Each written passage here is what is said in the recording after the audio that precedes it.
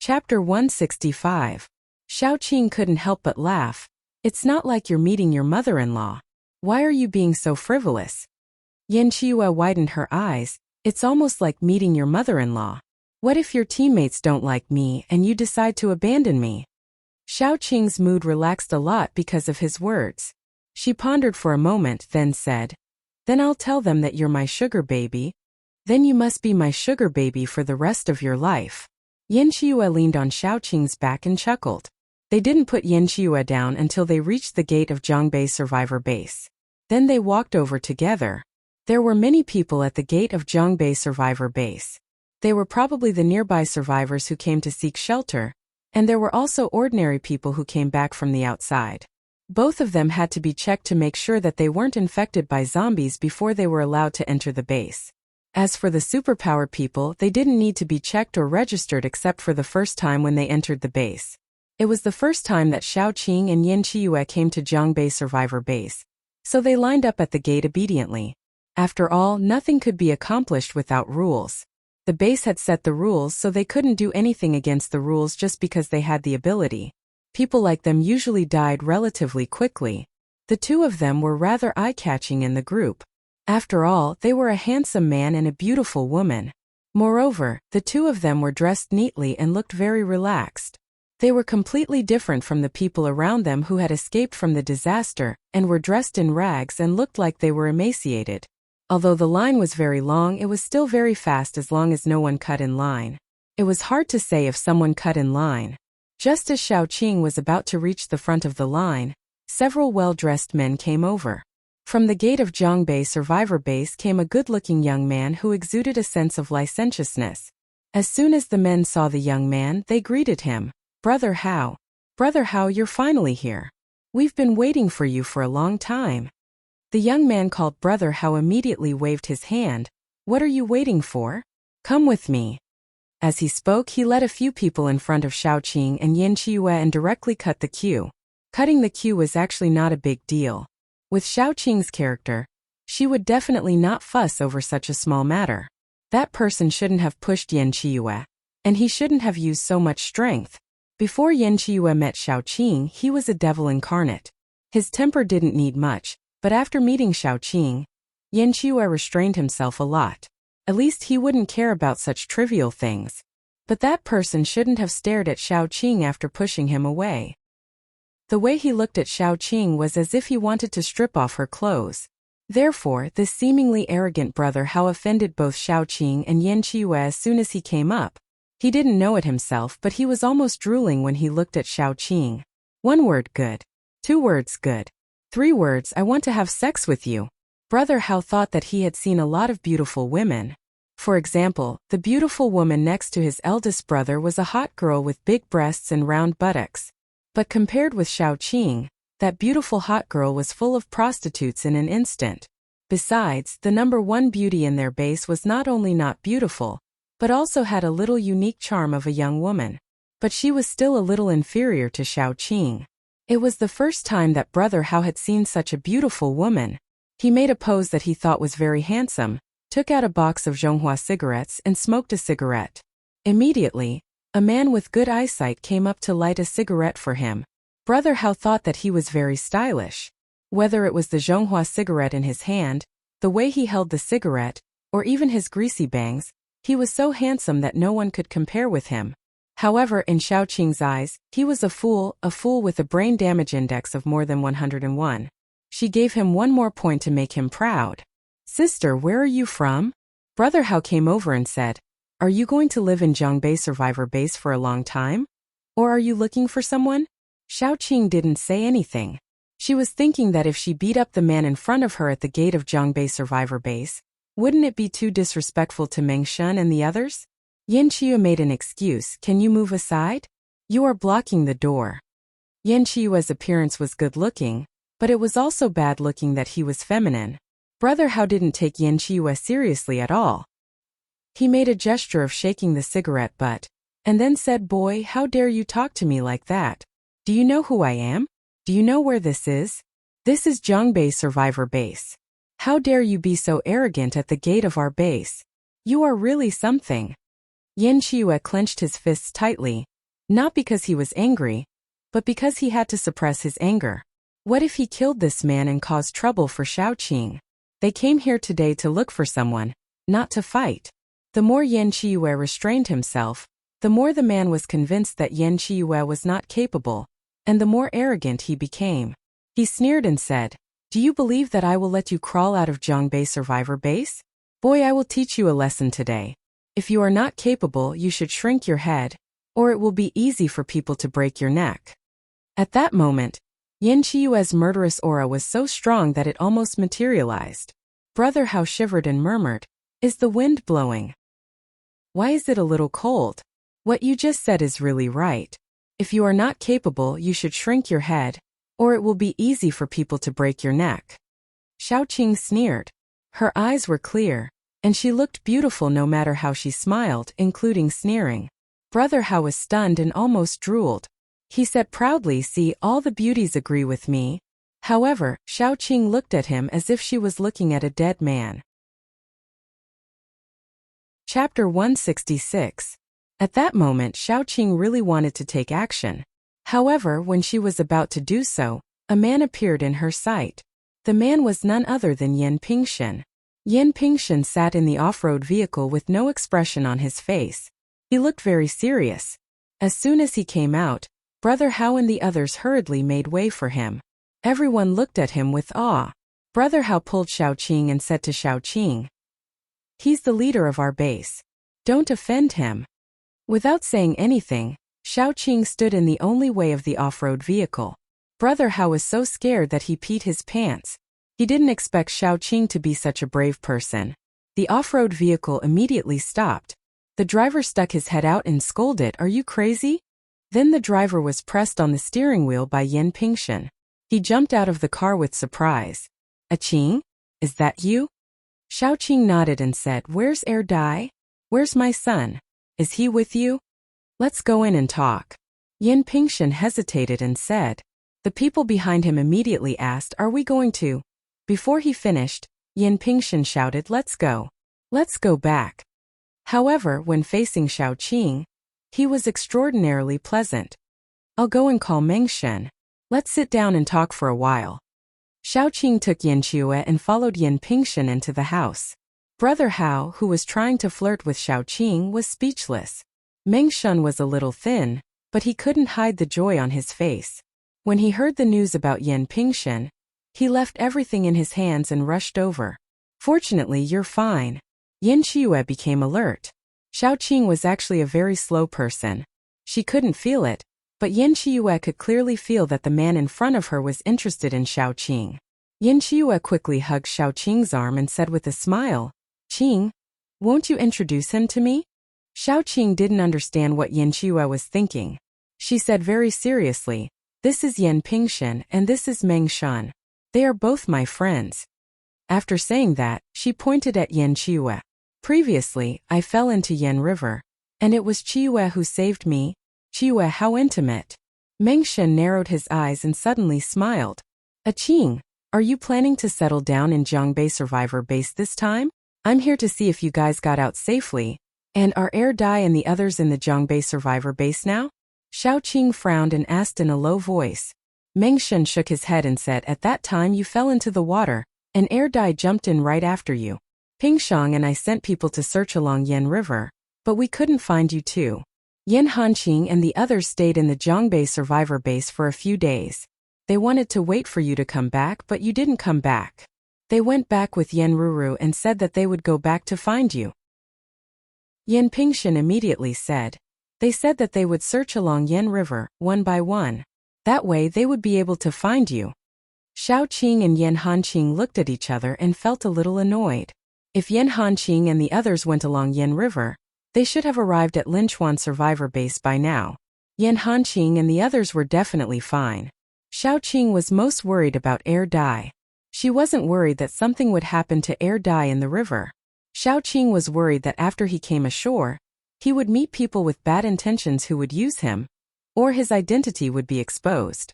Shaoqing made a prompt decision. "If that's the case, I will go and find them now." Yan Pingshan quickly said, "Don't you want to stay for a few more days? It's not easy to see you. Yin Pingshan winked at Meng Shun. He could see clearly that Meng Shun liked Xiaoqing. If Xiaoqing left now, he didn't know when they would meet again. Chapter 167. Yin Pingshan naturally wanted to create an opportunity for Meng Shun. No, I'm really worried about them. Xiaoqing shook her head and said softly, especially Dai. His identity is too sensitive. Meng Shun lowered his head and said after a while, you go quickly. It's more important to meet up with your teammates. We have plenty of time to catch up later. Xiaoqing nodded. She didn't stay for a moment and immediately prepared to leave. Before she left, Yin Pingshan gave her a lot of things including food and necessities. Xiaoqing didn't refuse and took all of them.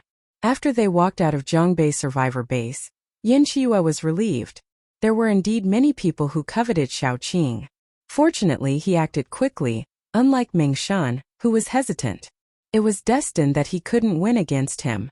After Xiaoqing left, Yin Pingshan jumped and said, why can't you be enlightened? Now that you let Xiaoqing go, do you still have a chance in the future? Meng Shun was depressed for a moment, but he quickly glanced at Yin Pingshan and said, it's not you who is looking for a wife. Why are you jumping? He knew very well that he couldn't keep Xiaoqing. Xiaoqing would definitely go to Dai. Instead of annoying Xiaoqing, it was better to be decisive and let her go. If they were fated to meet again, they would meet again. After Xiaoqing left Zhongbei Survivor Base, she didn't want to go back to S-City. She took Yin Pingshan and ran along the Yin River. They drove an off-road car that Yin Pingshan gave them. When they passed by a survivor base, Xiaoqing would go in and ask if Yan Hanqing and the others had been there. There were many survivor bases. They met at least 7 or 8 along the way, big and small. They didn't see Yan Hanqing and the others until they reached Linchuan survivor base. Xiaoqing knew that this matter couldn't be rushed, so she didn't say much. She just said, since we are going back to Linchuan survivor base, let's go back first and let Xiao Mo feel at ease. We can also see if they have arrived at Linchuan. Yin Qiuya nodded. In fact, he didn't want Xiaoqing to find her teammates. Now they were alone. Once they found Xiaoqing's teammates, it would be a world of 3, 4, 5, 6, 7, 8, 9 people. He wouldn't be able to monopolize Xiaoqing anymore. Therefore, Yin Qiuya hoped that Xiaoqing couldn't find her teammates, so he could accompany her to find them. At the same time, he hoped that Xiaoqing could find them, because he didn't want to see Xiaoqing so anxious. It was like ice and fire. Yin Qiuya swiped his ID card and successfully entered Linchuan survivor base. Immediately, someone went to inform Qiao Mo that Yin Qiuya was back. After Qiao Mo returned to the base, the first thing he did was to send 10 teams of paranormals to find Yin Qiuya. It could be seen how important Yin Qiuya was in Qiao Mo's heart. Yin Qiuya threw the car directly to the guard, then walked inside with Xiaoqing. They needed to go back to Yin Qiuya's house first and pack up a little. They estimated that Xiao Mo would come at this time.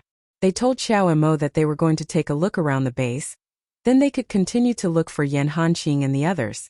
However, the plan couldn't keep up with the changes. When the two were crossing the square to go home, they saw several familiar figures. The corners of Xiaoqing's eyes immediately moistened, because those figures were none other than Yan Hanqing and the others. Xiaoqing didn't say anything and walked over, ready to greet Yan Hanqing and the others. When she got closer, she found that there were several people standing in front of Yan Hanqing, and the leader was none other than Xiao Yu. Xiao Yu's face was gloomy, and he was holding a very familiar rabbit in his hand. He was talking to Yan Hanqing and the others. Animals are rude because they are animals. Are you animals too? Chapter 168. Little Bun clenched his fists and shouted at Xiao Yu, "Give Yaya back to me." Xiao Yu held the rabbit and looked it up and down. Then she sneered, "You want it?" Then before Little Bun could say anything, Xiao Yu grabbed one of the rabbit's ears and tore it off.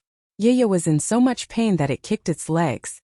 Just as Xiao Yu was about to tear off the second ear, Little Bun suddenly ran over and jumped. He grabbed Xiao Yu's wrist and bit it. Xiao Yu swung her hand in pain and threw Little Bun away. Fortunately, Yan Hanqing was quick enough to catch Little Bun. He said with a cold face, "Aren't you going a little overboard?" Xiao Yu immediately scolded, "First, your rabbit bumped into me. Then this little bastard bit me. How am I going overboard?" I'll tell you today. Either you kneel down, kowtow to me and shout I'm wrong 3 times or, heh, this little bastard, I'll skin him alive. As she spoke, Xiao Yu reached out to grab little Bun. Yan Hanqing's face immediately turned cold. He took a step back and dodged Xiao Yu's hand. Then he said stiffly, "You're the one who's being unreasonable. If you do this again, I won't be polite anymore." "Oh, I'll show you how unreasonable I am today." Xiao Yu was already angry because of what happened with Yan Qiyu last time. Now her anger overflowed even more. It was fine if Yan Qiyu didn't treat her nicely. Her brother wouldn't allow her to do anything to Yan Qiyu. But who were these people? How dare they be arrogant in front of her? Xiao Yu immediately attacked. She was a wind ability user. Although her ability wasn't high, it was still at level 2. She viciously slashed a wind blade at Little Bun's neck. Not to mention Yan Hanqing. Even Gu Chuan and his sister's faces turned ugly. The first one to make a move was Gu Panpan. She stretched her arm out in front of Yan Hanqing, and with a clench of her hand, she shattered the wind blade. Disregarding everything else, Gu Panpan was now a high-rank 3 metahuman. She was not someone that Xiao Yu, who had not experienced any battles and was only a metahuman that relied on crystal cores, could compare to. However, as soon as Xiao Yu made a move, her bodyguards also made a move. These people didn't dare to let anything happen to Xiao Yu. Xiao Yu was Qiao Mo's younger sister. If something happened to Xiao Yu, they wouldn't be able to stay in Linchuan survivor base anymore. The 4 bodyguards aimed at Yan Hanqing in unison. They could tell that the Little Bun was the weakness of Yan Hanqing and the others. Like master-like bodyguards. Every move they made was ruthless. Against a child, all of them were deadly moves. However, Gu Panpan and the others didn't make a move. Countless vines instantly formed a high wall in front of Yan Hanqing. No one's attack could penetrate this wall. The vines were too familiar. They looked to the side in surprise. Shao Qing descended from the sky and kicked one of the bodyguard's buttocks. In the next second, countless vines flew forward and grabbed the bodyguard's limbs, including his neck. Shao Qing jumped up and kneed his spine. With a cracking sound, the man's spine broke. Then Shao Qing threw him aside like a piece of trash. If a person's spine was broken, they could only be paralyzed in bed for the rest of their life. Especially in this post-apocalyptic world, they might as well die. Shao Qing's move was too ruthless. The remaining 3 bodyguards looked at each other and didn't dare to make a move. They didn't dare to make a move, but Shao Qing did. She raised her hand and the vines flew out like snakes. The 3 bodyguards didn't dare to resist and retreated quickly. Chapter 169. Xiao Yu originally wanted to scold these cowardly bodyguards, but then she saw Yan Qiyu walking over. Her face immediately turned pale, and she wanted to squat at the side and vomit. The trauma from last time was still vivid in her mind, and she didn't dare to go against Yan Qiyu again. "Why are you running?" Shao Qing sneered. She clenched her fist, and one of the bodyguards immediately knelt on the ground. Countless sprouts emerged from his body, tearing through his clothes and swaying in the wind.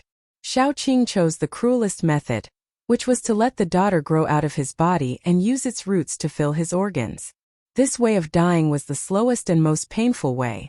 However, Shao Qing felt that it wasn't enough because these people in front of her actually attacked Little Bun. That was her life and it was more important than her own. If anyone attacked Little Bun, it would be worse than taking her life. Then they couldn't blame her for being ruthless. That person's death frightened the remaining 2 bodyguards. The 2 of them broke into a run, no longer caring about Xiao Yu and Xiao Buyu. Although they wouldn't be able to protect Xiao Yu and would be punished by Xiao Mo, if they didn't run now, their lives would be lost here. However, they still couldn't escape because Gu Chuan and Yan Hanqing attacked at the same time. One of them had an ice spike pierce through his heart, while the other had a lightning bolt pierce through his head. Their deaths were tragic, but at least they didn't have to suffer as much as their 2 colleagues. "Miss Chow, where do you want to go?" Yan Qiyu asked with a smile. Xiao Yu's legs were already weak. She threw away Yaya in her hands. Although her face was pale, there was at least some color in her face. "Yan Qiyu, don't forget that my brother is Xiao Mo," she said fiercely. What kind of person was Yan Qiyu? He did as he pleased. He probably really dared to kill her. Little Bun ran out from Yan Hanqing's arms and went to pick up the dying Ye. Ye was missing an ear and was bleeding profusely. Little Bun's heart ached. He had just picked up Ye when Xiaoyu picked her up. Xiaoyu could tell that Xiaoqing cared about the little bun, while Yin Qiuyue cared about Xiaoqing. As long as the little bun was in her hands, Yin Qiuyue wouldn't dare to do anything to her. That way, as long as she could stall until Xiaoemo arrived, she would be safe. Don't come over. Otherwise my hands will tremble. Xiaoyu choked little bun's neck and suddenly became tough. Xiaoqing's aura instantly turned so cold that it didn't seem like a living person. Previously she hadn't intended to kill Xiaoyu because no matter what, she had to think about Yin Qiuyue. Killing a few lackeys as a warning to Xiaoyu was enough. But now she really wanted to kill Xiaoyu. No one had ever dared to use the little bun to threaten her. The little bun was her life, and Xiaoyu had really touched her bottom line. Just kill her. Xiaoemo won't dare to do anything. Yin Qiuyue saw Xiaoqing's expression clearly. He knew Xiaoqing's temper. If he hadn't said this in advance, Xiaoqing would definitely kill Xiaoyu first and then cut ties with him so that he wouldn't be implicated. How could Yin Qiuyue tolerate Xiaoqing cutting ties with him just because of Xiaoyu? Who was Xiaoyu? Was she worth the enmity between him and Xiaoqing because of her? She wasn't worthy. If it weren't for the fact that he hadn't fully recovered and couldn't use his ability as he pleased, he would definitely kill Xiaoyu first.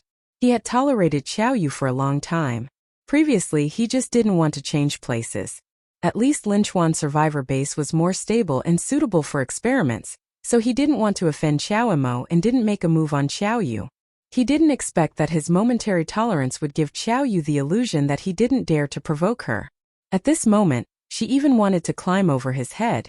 Now that he liked Xiaoqing, he already planned to follow wherever Xiaoqing went. He didn't care whether he would offend Xiaoemo or not. Hearing Yin Qiuyue's words, Xiaoqing swallowed the words she was about to say and looked directly at Xiaoyu. Xiaoyu was so scared that she trembled. She couldn't help but tighten her grip on the little bun. She was so nervous that she didn't notice that the child in her hand didn't seem to be suffocating at all. A pair of yin-yang eyes looked at her calmly and didn't forget to hug the bunny in his arms tightly. Xiaoqing saw very clearly that the little bun would be fine for a while. She slowly approached Xiaoyu.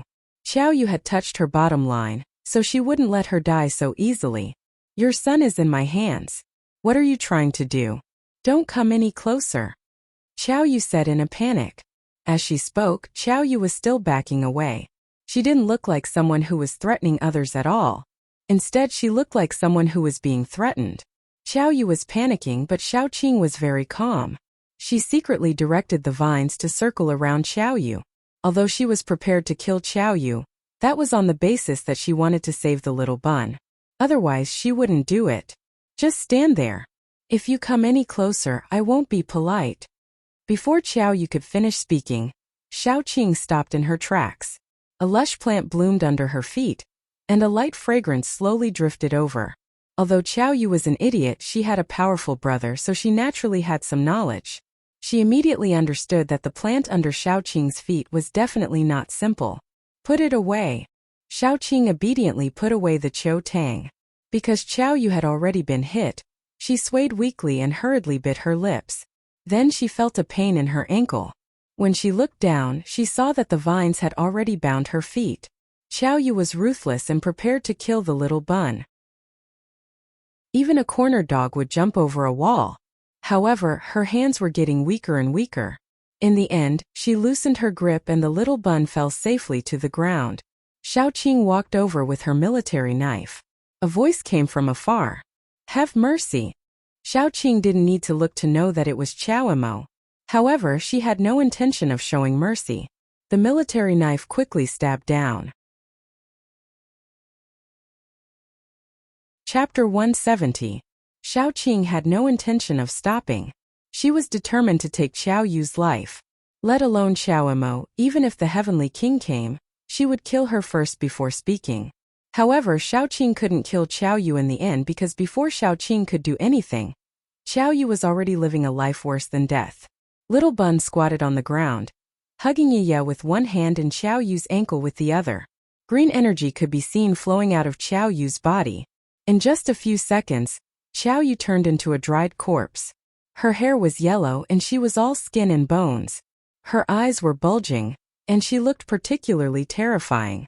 Little Bun jumped into Xiaoqing's arms and complained first, "So ugly, Mommy. Baby is scared."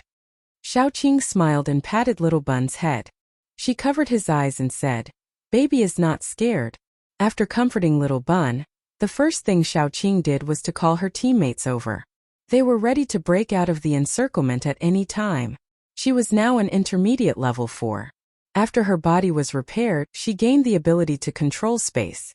Although her control over space wasn't strong and couldn't compare to the Zombie King, with this ability and her wood ability, it would be easy for her to break out of the encirclement. Qiao Mo's expression was a little ugly. He was one step too late. Qiao Yu couldn't be more dead at this moment. The person who killed her was obviously Xiaoqing's group. Surprisingly, the first thing Qiao Mo said when he came over wasn't anger or accusation. His tone was very calm, and it didn't sound like it was his sister who died in front of him at all. It sounded more like an unrelated person. "Chiyue, are you preparing to leave?" Yin Chiyue nodded. The agreement was very clear. "I will leave when I want to. You should still remember this, right?" Qiao Mo pondered for a moment and continued to ask, "You're not coming back?" "I don't know." Yin Chiyue's meaning was very clear. He followed Xiaoqing. Wherever Xiaoqing went, he would go. If Xiaoqing didn't come back, he definitely wouldn't come back. Qiao Mo waved his hand, and someone immediately came to carry Qiao Yu's body away. "The one who died is my sister. I should have the right to know the reason behind her death." Yin Chiyue glanced at Xiaoqing and briefly recounted what had just happened. It was nothing more than Qiao Yu courting death. If she wasn't Qiao Mo's sister, she would have probably died 1,000 times over. Qiao Mo nodded. "I believe you. It's Qiao Yu's fault, so I won't do anything about it. Are you all planning to stay here for a few days? Or are you leaving now?" At this point, Xiaoqing couldn't help but take another look at him. How magnanimous, how shrewd, and how cold was his personality to be able to do such a thing. His sister was dead, but not only did he not have any intention of taking revenge on the person who killed her, he could even be so amiable. Xiaoqing felt a little cold. With such a temperament, even if he didn't have any abilities, he would still be able to live well in this post-apocalyptic world. Xiaoqing naturally didn't have anything to prepare. She looked at Yin Chiyue, and Yin Chiyue quickly said, "I'll go back and pack my things." He had a lot of experimental equipment and results, and they were still at his place. It was fine if he lost his money, but these things couldn't be lost. "I'll accompany Chiyue to pack some things. You all can leave the city first." Xiaoqing was still a little worried about Qiao Mo. How could anyone go to this extent? It was possible that Qiao Mo was deliberately putting on an act to make them lower their guard. "Feel free to do as you wish. I'll go and deal with my sister's body first." Qiao Mo smiled and left. After walking a distance, the person following him couldn't help but ask, "Are you really not going to take revenge for eldest miss?" Chapter 171. Qiao Mo didn't say anything, but he was determined to replace her. Qiao Yu was his sister, but they had the same father but different mothers. After his mother died, his father married a stepmother, who gave birth to Qiao Yu. His father died at the beginning of the apocalypse, and his stepmother was killed by Qiao Mo himself. He found dozens of men to kill his stepmother in a small warehouse. In fact, in the end, his stepmother was still breathing. Qiao Mo opened the door and took a look. The charming young woman was already on the verge of death, so he had his men throw his stepmother into the pile of zombies. The reason was that his stepmother had hired people to kill him twice. Qiao Yu didn't know about this. Qiao Mo didn't keep Qiao Yu because of family ties but purely for fun. He had killed his stepmother with his own hands, but her daughter still called him brother sweetly and even took the initiative to climb into his bed. Qiao Mo didn't refuse and enjoyed this young body. Even if Qiao Yu was his sister and half of their blood flowed in their bodies, Qiao Mo didn't refuse. Therefore, even if Xiaoqing killed Qiao Yu, the first thing on Qiao Mo's mind wasn't revenge, but how to keep Yin Chiyue, and how to reap the greatest benefits when Yin Chiyue was determined to leave. He was such a person, otherwise why would he sleep with his own sister? Yin Hanqing and the others didn't leave. They were also worried that Qiao Mo would play dirty tricks. So they accompanied Yin Qiuyue to pack up. The experimental equipment was placed in Xiaoqing's space, as well as his little treasury. After packing up, Yin Qiuyue didn't even bother to say goodbye to Qiaomo, and the few of them left. Yin Qiuyue thought that he was ruthless, but not as ruthless as Qiaomo. It was better to stay away from such a person. After leaving Linchuan, the few of them discussed and headed in the direction of Jingdu. Jingdu was the largest survivor base in the country, and it was also the place with the most uniform rules but also the most chaotic. The more people there were, the more information there would be. Maybe there would be news about Air Dai. Probably because they had been separated for too long, the little bun stuck to Xiaoqing and couldn't be removed, so the driver was replaced by Yan Hanqing. The car was a black family car, given by Qiaomo before they left. So when they walked out of Linchuan, everyone's expression was very strange. Have you ever seen someone give you a car after killing someone's sister? Xiaoqing sat in the back with the little bun in her arms, and Yeye in the little bun's arms. Yeye's head was bandaged into a ball with a bow, and it looked like she had 3 ears. Yeye's head.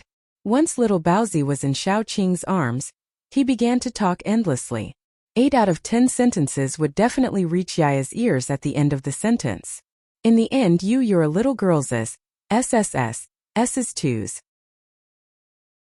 Yeye's 2 out of 3 sentences. You don't even say you miss your mother. The little bun immediately pouted and kissed Xiaoqing, firmly and fiercely on Xiaoqing's mouth, and then said in a childish voice, I love mommy the most. Mommy, I miss you, but Yeye must be painful. Xiaoqing was angry and amused at the same time. She couldn't help but poke the little bun. You little ingrate. Yin Qiuyue immediately took the opportunity to interrupt. The baby is so cute. He greeted him with a smile, but the little bun pushed him away. The little bun sneered and shouted, Uncle Qing, Uncle Qing. Someone is seducing mommy. Yin Qiuyue was confused, and Xiaoqing burst into laughter. She poked the little bun again. Where did you learn these strange words?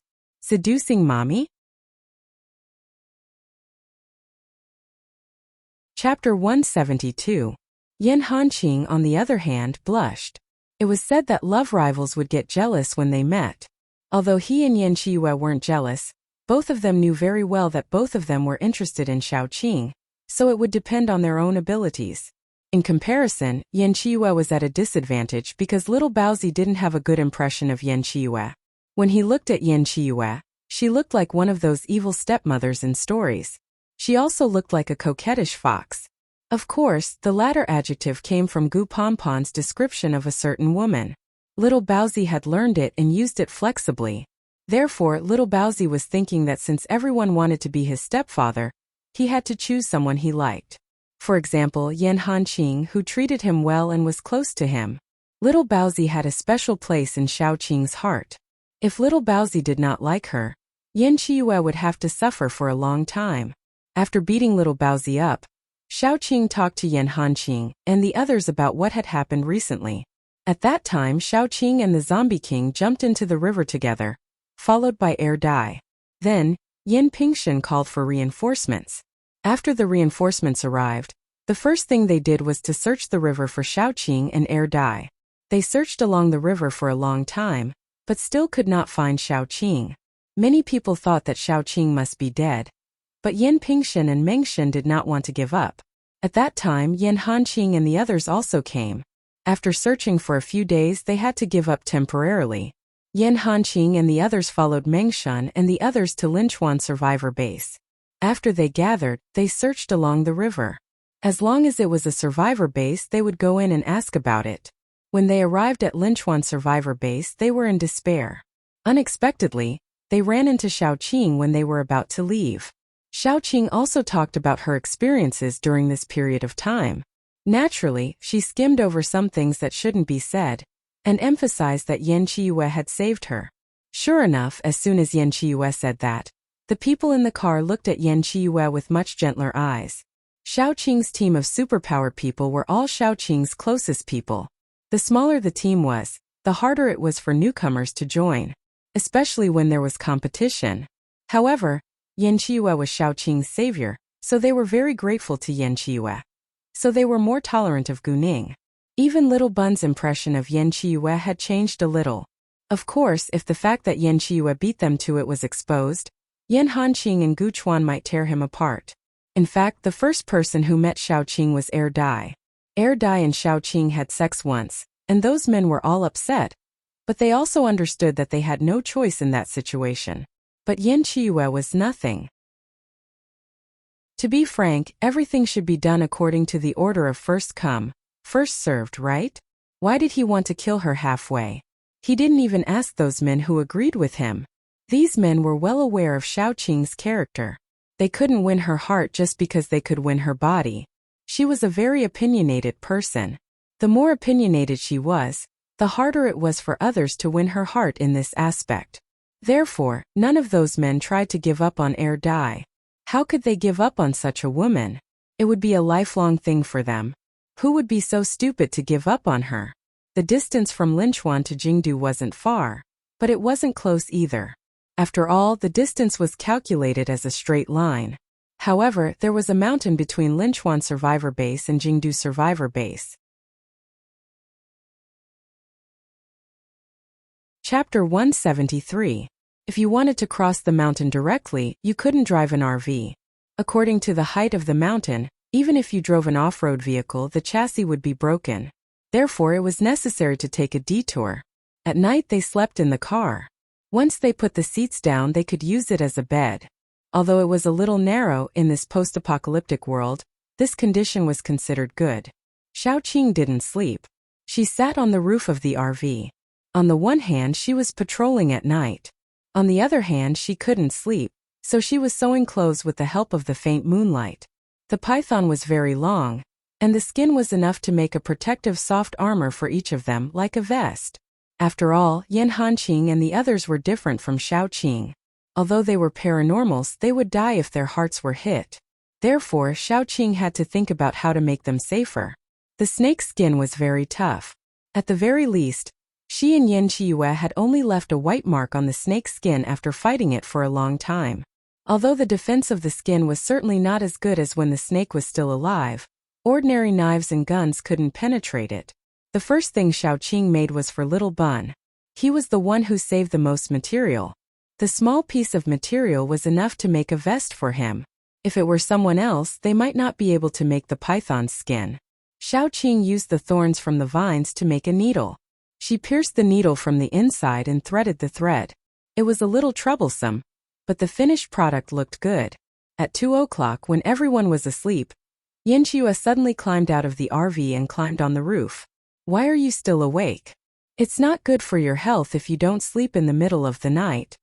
Xiaoqing sorted out the rest of the material, then slowly cut a piece. When she cut, she directly used the space crack, which was a special test of her control. It was another special practice for Xiaoqing. After climbing up, Yan Qiue lay down on Xiaoqing's legs. After a while she said, "Do they all dislike me? I'm just not used to it." Xiaoqing patted his head and comforted him, then said, "After all, not long after the apocalypse, we have been going out on missions together. They will definitely feel uncomfortable if someone suddenly comes in, but they will get used to it."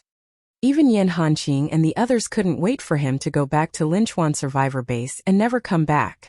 They were used to it. Pan Pan and the others are all very nice people. You'll know after getting along with them for a while. You gave up everything to come with me. No matter what, I won't treat you unfairly. Xiaoqing chuckled. She suddenly felt that they were like a poor scholar and a young lady who had eloped in ancient times, but their identities had been swapped. Xiaoqing moved her butt and made space for Yan Hanqing. Yan Hanqing just put the coat on Xiaoqing and said, "It's windy at night, and it's uncomfortable. Why don't you go back to the car? You should be fine." Xiaoqing tightened the coat, and the faint loneliness and pretentiousness in her heart disappeared with the wind. Chapter 174. On the third day, they were supposed to arrive at the survivor base in the capital. However, they encountered a small accident on the way. It was a full moon and the zombies were rioting. Even Xiaoqing and Little Bun were inevitably affected. Little Bun was fine as he was only at level 2. His strength was not high, so he was less affected. However, Xiaoqing was already at level 4. The higher the level, the greater the influence. She had not yet lost her mind, but at this rate, it would be difficult for her to control her various impulses when she reached level 6. Moreover, Xiaoqing had touched flesh and blood. Once the desire for flesh and blood broke out, it was difficult to control. Fortunately, her willpower was very strong, and she suppressed this impulse. Although Yan Qiyu was very willing to provide blood for Xiaoqing, once it became an addiction, it was not a good thing for Xiaoqing. After the night of the full moon, it could be said that there was a desolation everywhere. After all, it was not only the zombies that were rioting but also the mutant animals. Xiaoqing asked Xiaotong to search around with her spiritual power. After finding no particularly strong zombies around, they continued to move forward. After walking for a few miles, they saw a group of people. A group of people with ragged clothes and bloodstains. At first glance, they knew that they had experienced a fierce battle. They were clustered around a young man and a young woman. The two people looked very embarrassed, but they were much better than the people around them. As soon as they saw Xiaoqing's car driving over, their eyes lit up. They hurried forward to stop the car. They were so fast that they almost hit the car. As soon as the car stopped, someone knocked on the window. Sitting in the front passenger seat was Yan Qiyu. He opened the window and asked, "What's the matter?" The underlying meaning was that if there was nothing, hurry up and get out of the way. The man's expression stiffened. Before he could say anything, the young girl behind him walked over and pushed him away. Her eyes were sparkling as she said, "It's like this. We encountered a zombie tide last night. We used up all our supplies. Can we buy some from you?" Yan Qiyu turned around and glanced at Xiaoqing. Xiaoqing nodded. It was not a big deal to sell them some food and water. It was a small favor, so she would help if she could. "Market price, how much do you want?" Yan Qiyu asked lazily. The girl calculated for a moment, then said, "If it's water, 3 bottles will be enough. We need food for 5 people, 5 level 2 zombie nuclei, and 8 level 1 zombie nuclei. Is that okay?" The young girl's price was already very fair. Yan Qiyu nodded and took out the portion she wanted and made a deal with the young girl. After the deal was done, Yan Qiyu patiently waited for the young girl to leave. However, the young girl did not leave. Instead, she asked shyly, "We don't have any transportation. You are going to the survival base in the capital. Can we hitch a ride? My family is in the capital. If you can help, you will be rewarded generously." Normally, Xiaoqing would definitely refuse. It was not a wise choice to let a group of strangers get on the car. However, she urgently needed a few people who were familiar with the survival base in the capital. It would be easier for her to find the air dye. These people happened to come, which saved her the time to search for them after arriving in the capital. Even if they had bad intentions, they would not be able to do anything to her. This was the confidence brought by the ultimate power. Therefore, Xiaoqing calmly gave Yan Qiyu a look. Yan Qiyu agreed, "Get on." The young girl was very happy. She looked at Yan Qiyu with a bit of ambiguity. On the contrary, the young man looked at Yan Qiyu coldly. Chapter 175. The 5 of them got into the car one after another. Although the interior of the caravan was very spacious, it was still a little crowded with 5 more people. The girl was stunned as soon as she got into the car. Yan Qiyu was very good-looking with exquisite features. However, when she got into the car, she realized that there were 2 other men in the car whose looks were not inferior to Yan Qiyu's. One of them was Yan Hanqing. He was the kind of man who was handsome with a hint of toughness. In addition, he had a special temperament cultivated from years of military service. He was also the best among men. Although Guchuan was silent, no one would not notice him.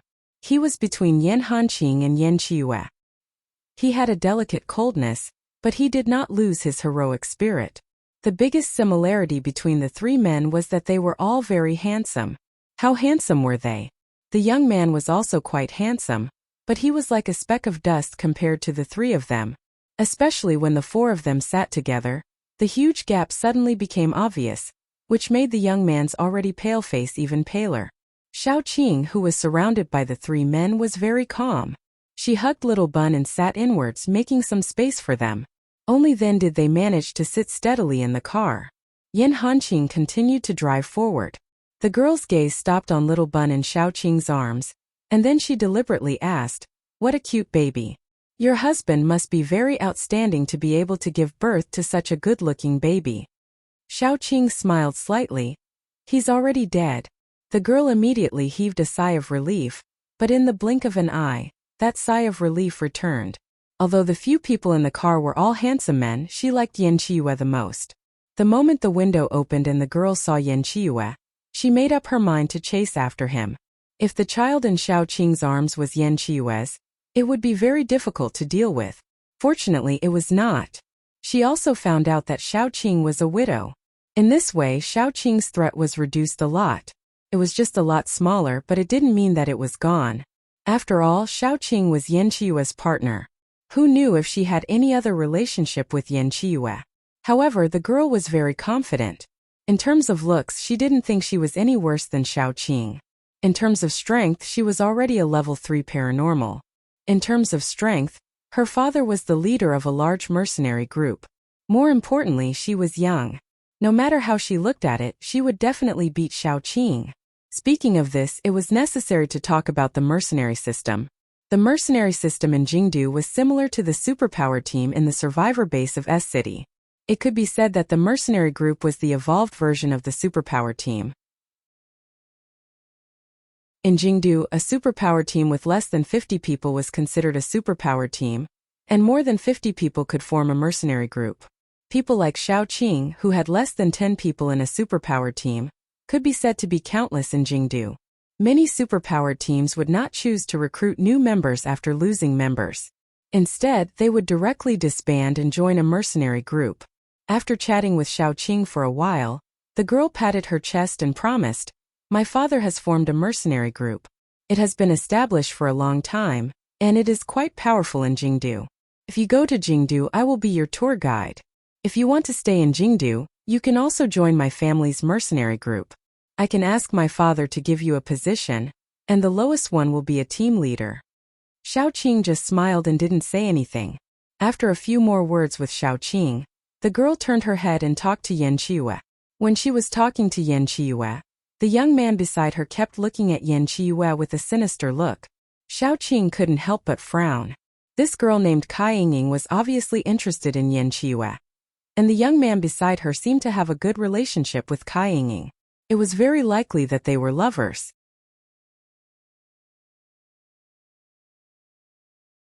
Chapter 176. However, Kai Yingying had already brazenly approached Yan Qiyue, and the young man still did not dare to say anything. Then there were only two possibilities. The first was that he was timid. This possibility was not big.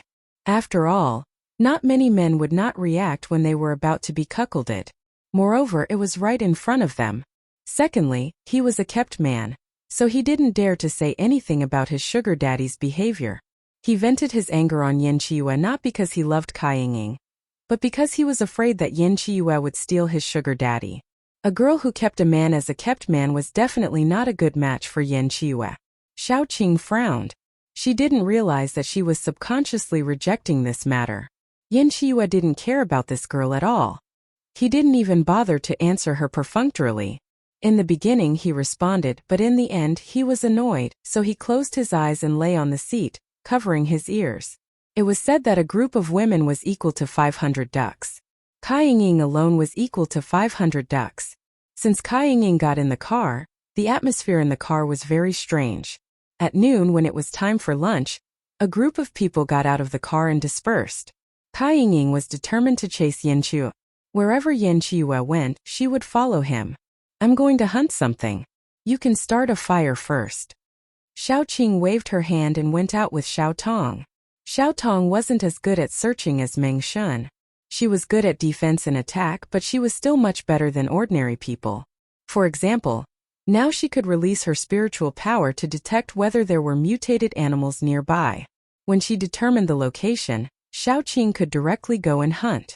There were many people this time, so Xiaoqing deliberately walked a little longer to hunt more prey.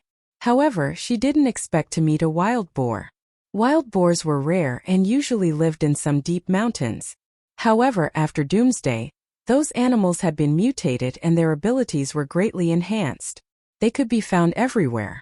Xiaoqing naturally wouldn't let go of such a good prey. She tied it up and dragged it back. The fresher the meat, the tastier it was. Therefore, Xiaoqing didn't kill it, but tied it up with vines. Unexpectedly, Little Bun insisted on keeping the wild boar when she dragged it back. Yiye was fine. Yiye was a small rabbit, so it was fine to carry it around. However, the wild boar was so big. Where could he keep it? Would he have to tie it to the back of the car in the future and drag it when he ran for his life? That would be a joke. Therefore, Xiaoqing and Little Bun squatted in front of the wild boar. Xiaoqing said to Little Bun sternly, "You can't keep it." Little Bun pouted. His big eyes were misty and he looked very pitiful. Why? Mama had never rejected him. This was the first time. Did Mama not love him anymore? Because Yiye will be jealous. Xiaoqing patted Little Bun's head and said, "Do you like Yiye?" Little Bun said crisply, "Yes. If you like Yiye, you have to be wholehearted.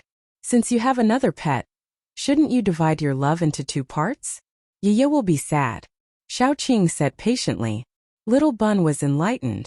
He looked at the wild boar and then looked at Yiye. No matter how he looked at it, Yiye was cuter. He immediately abandoned the wild boar. "Alright, I won't raise it." After that, Little Bun sneakily leaned over and said, "Mama, you already have desire. You have to be wholehearted. You can't share your love with Yanqiue. Otherwise, desire will be sad." Xiaoqing looked at the Little Bun's serious face and couldn't help but laugh. "You're so mischievous. Go play somewhere else. Mommy is going to prepare the food."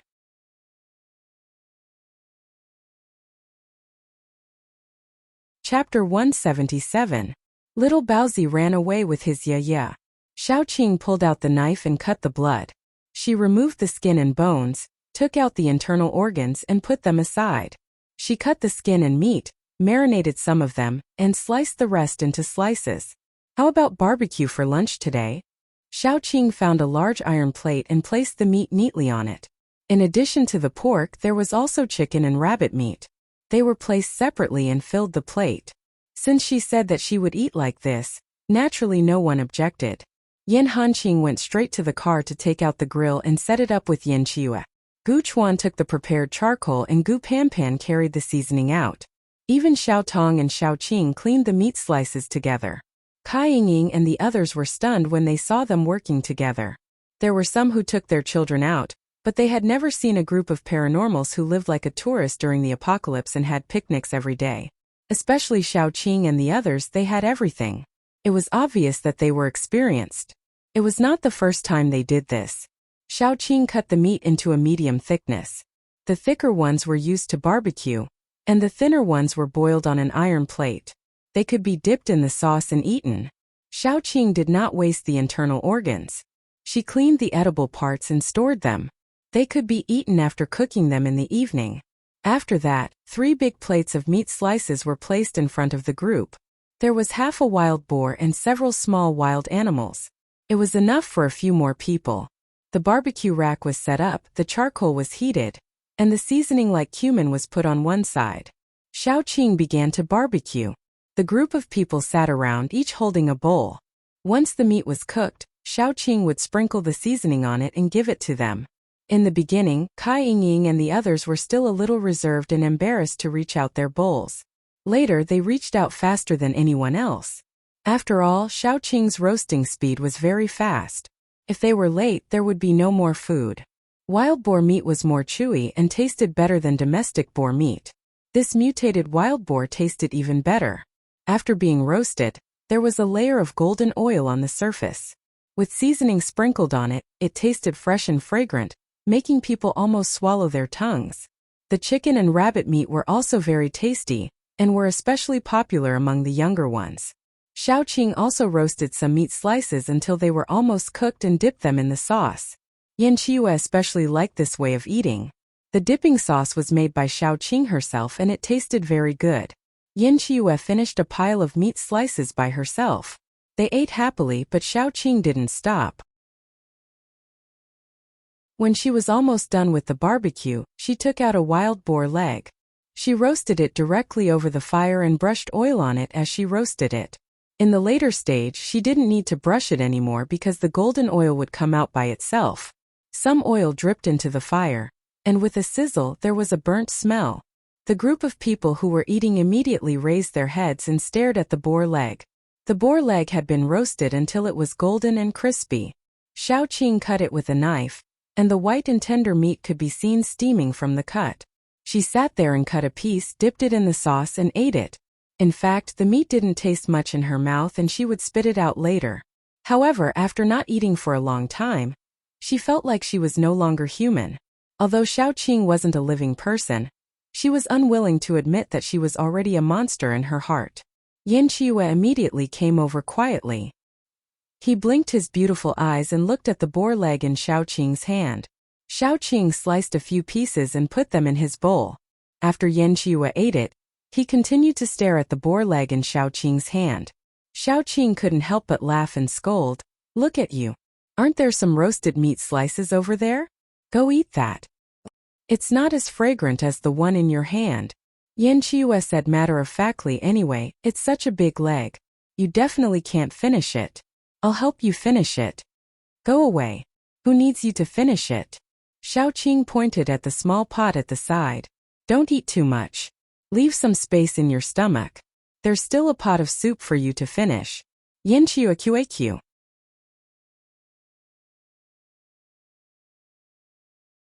Chapter 178. After solving the problem of lunch, the group continued to move forward.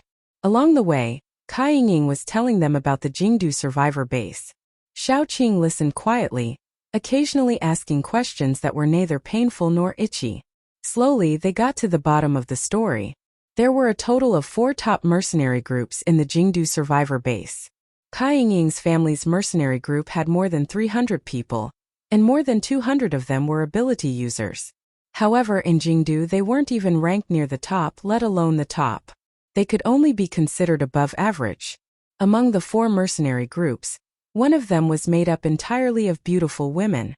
The leader was Wu Jiaojiao, and the mercenary group was named after her nickname, Thorns and Roses. Although Thorns and Roses wasn't the strongest among the 4 mercenary groups, the charm of beautiful women was great. A group of beautiful women was enough to make many people willing to go through fire and water for them, so very few people were willing to offend them. The second mercenary group was famous for its numbers. There were nearly 1,000 people in this mercenary group, and among them, there were 500 to 600 paranormals. The leader was a metal paranormal. This mercenary group was called Mad Demon. There were no requirements to join the mercenary group. As long as you were a paranormal, you would be accepted. The third mercenary group was called Ice. There were more than 100 people in the group, and they walked the path of the elite. Among the 100 or so people, 100 of them were paranormals, and all of them were above level 2. The leader was said to be an Ice paranormal. The last mercenary group was more strange. There were only a few dozen people in the group, but it was ranked as one of the top 4 mercenary groups in the Kyoto. It was said that among the dozens of people in the group, the weakest was a level 3 paranormal. Every one of them had a unique skill. They kept a record in the Kyoto, and that was, they had a 100% completion rate for all the missions they took. This was undoubtedly very scary. The top mercenary groups in the Kyoto definitely had one thing in common, and that was that there was at least one level 4 paranormal in the group. It was said that the leader and deputy leader of the last mercenary group, Darkthorn, were both level 4 paranormals, and the leader was only one step away from level 5. Xiaoqing thought that her strength had improved very quickly, but in the end, she found that there was always someone better than her. Kai Yingying's family's mercenary group was called Storm. Although it wasn't as awesome as the other mercenary groups, it was still a large mercenary group with 300 members. Therefore, Kai Yingying was still very proud of it.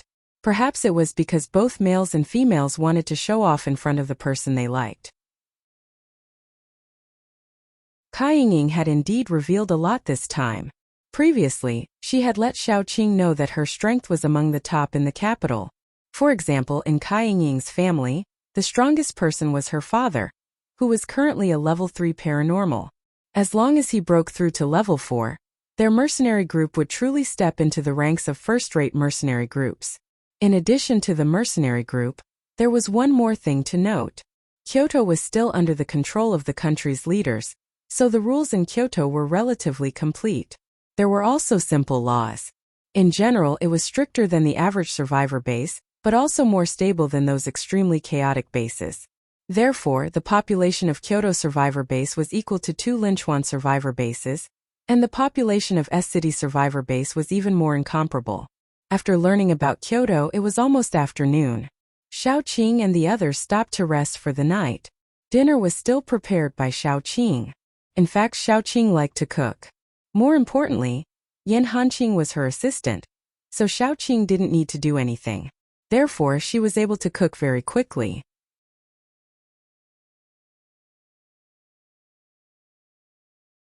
Chapter 179. After making soup, they were full and ready to sleep. There was too little space in the car, so it was not suitable to continue sleeping in the car. They had to set up tents. However, there were only 2 tents. Even if they were set up, they could not fit more than 10 people. Therefore, someone had to sleep in the car. It was safer in the car.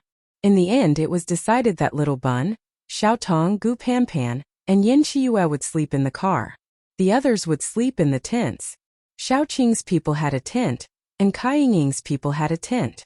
Xiaoqing was still responsible for the night watch. In the first half of the night, a man from each side was responsible for the night watch. In the second half of the night, Xiaoqing was responsible for the night watch. Xiaoqing also slept in the car in the first half of the night. After 12 o'clock, she went out to change shifts with the other 2 people. Xiaoqing slept soundly until midnight, then got up to change shifts. In fact, there was no danger in the vicinity, because they were not far from the capital. In this location, the ordinary zombies had been cleared, unless there were wandering zombies or mutated animals, but the number would be very small. Therefore, the so-called night watch actually meant that they did not sleep at night and paid attention to the surrounding situation. If they were really sleepy, there was no danger in taking a nap. Xiaoqing was a very responsible person, and she did not need to sleep, so naturally she would not be lazy. In the early morning, Xiaoqing sat on a big branch, swinging her legs to enjoy the night wind. Suddenly, a person sneaked out of the tent. This moment there were 2 people outside. One was Yan Chiyue, who was peeing, and the other was Xiaoqing. As soon as the person came out, Xiaoqing noticed. After all, she was quite conspicuous. Yan Chiyue did not notice that he was sleepily behind the tree, and then took out cough peeing. While he was peeing, he was suddenly hugged from behind. Yan Chiyue, who was still in a daze, was startled and almost did not want to do anything.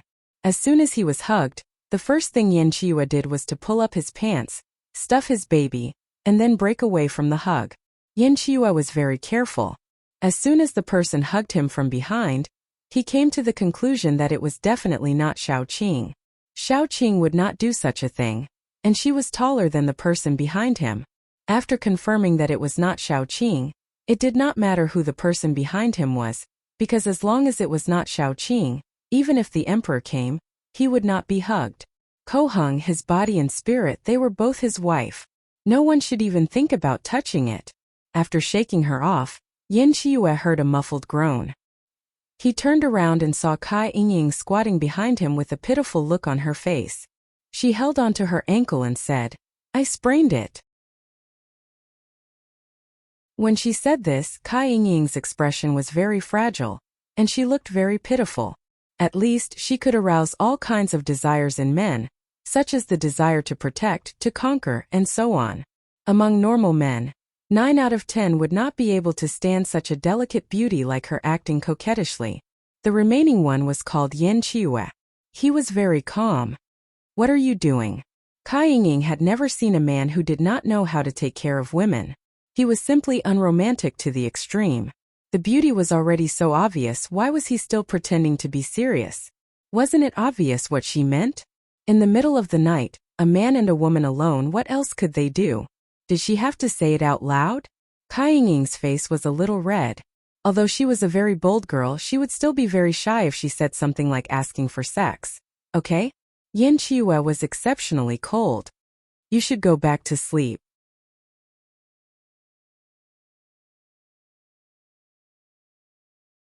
Chapter 180. Kai Yingying's originally rosy face turned a little pale. She said with some difficulty, "Chiu, you know what I mean?" Yan Chiu said very calmly, "I said you should go back to sleep. Wasn't it an obvious rejection?" Kai Yingying had never been rejected so ruthlessly in her life. While she was a little embarrassed, she was also a little angry. "Why did you reject me? Am I not good looking? Or do you mind if I have another boyfriend? He's just a dispensable existence. His existence is just to make me happy. If you mind, I can kick him away immediately. Don't be mistaken, okay? I have no interest in you at all, so isn't it natural to reject you?" Yan Chiyue's lips had a cold smile. He tilted his head. If it wasn't because Xiaoqing was about to go to the capital and he didn't want to cause trouble for Xiaoqing, he would have already pulled out the tongue of this chattering little girl. Kai Yingying's face turned even paler. She couldn't help but cover her mouth. It looked like she was about to cry. After a while, she had a flash of inspiration. "You have someone you like, right? That's why you rejected me." Yan Chiyue didn't say anything. This was the truth. He didn't need to explain anything. Did he need a reason to dislike someone? If he really had to find a reason, it would be that she was the best one he had ever seen. Who would be willing to compromise? Moreover, he had not only seen her but also had her. So he was even more unwilling to compromise. How am I worse than her? Kai Yingying didn't need to think to know who Yan Chiyue liked. There were only 4 women in this group, including her. Although Gu Pompon's appearance was delicate and pretty, she had a carefree personality. Xiao Tong could also be considered pretty, but she was mute. Although Xiaoqing was a widow, she was too beautiful. Kai Yingying knew that in terms of appearance, she was definitely not worse than Xiaoqing. However, there was one area where she was not as good as Xiaoqing, and that was her temperament. Temperament was something that couldn't be forced. It was gradually cultivated and tempered by time. Only then would it have its current fragrance. Therefore, there were many women who, even if they were no longer beautiful, still had an intoxicating temperament. That was why there was the term still charming. Xiaoqing was such a woman. She was good-looking and had an outstanding temperament. Even if she was a widow, many men would like her. But Kai Yingying just couldn't understand. "I don't look worse than her, and she's a widow. I've never married. I'm still young. Why do you like her but don't want to be with me?" Yan Chiyue's expression immediately turned ugly. These words were particularly harsh to him. He really wanted to say, "How is Xiaoqing worse than you? Who gave you the confidence to compare yourself with Xiaoqing? You can't even compare to one of her little toes, okay?" Yan Chiyue didn't even have the desire to talk to Kai Yingying. He walked forward with a cold face. Yan Chiyue felt that if he stayed any longer, he would really not be able to control himself and kill Kai Yingying. That would bring a lot of trouble to Xiaoqing. Although he was never afraid of trouble, he didn't want to bring any trouble to Xiaoqing. "I'll give you 2 choices. First, shut your mouth now and go back to sleep. Second, I'll let you sleep forever." Yan Chiyue curled his lips. When he said this, his expression was exceptionally cold and sinister, with a hint of gorgeousness. This kind of Yan Chiyue was simply dazzling to look at, but also so dangerous that it made people's hands and feet turn cold. Kai Yingying bit her lower lip and said confidently, "You won't kill me." Even if it was because of her identity, Yan Chiyue wouldn't do it. Although she said so, Kai Yingying clearly felt Yan Chiyue's murderous intent. He really wanted to kill her. This thought made Kai Yingying very discouraged. It was the first time in her life that she liked someone so much. It was also the first time she wanted someone so badly. However, this person only wanted to kill her. Wasn't this a very desperate thing? Really? Just because of your identity? The coldness in Yan Chiyue's eyes was released without any scruples. If she really annoyed him, killing a person would really be like eating and drinking. However, Kai Yingying was quite sensible. When she saw Yan Chiyue's expression getting colder and colder, she knew that his patience was about to reach its limit. Kai Yingying didn't dare to challenge Yan Chiyue's bottom line. She got up and ran away. When she was about to leave, she said very seriously, "I won't give up." The more dangerous a man was, the more impulsive she was to conquer him. Yan Chiyue rubbed his forehead and felt like he was about to collapse. Soon, his hand stiffened because Xiaoqing's joking voice came from behind him. "You're very popular. It's just that you're too cold to girls." Wait, wait. Did Xiaoqing hear everything just now? QAQ.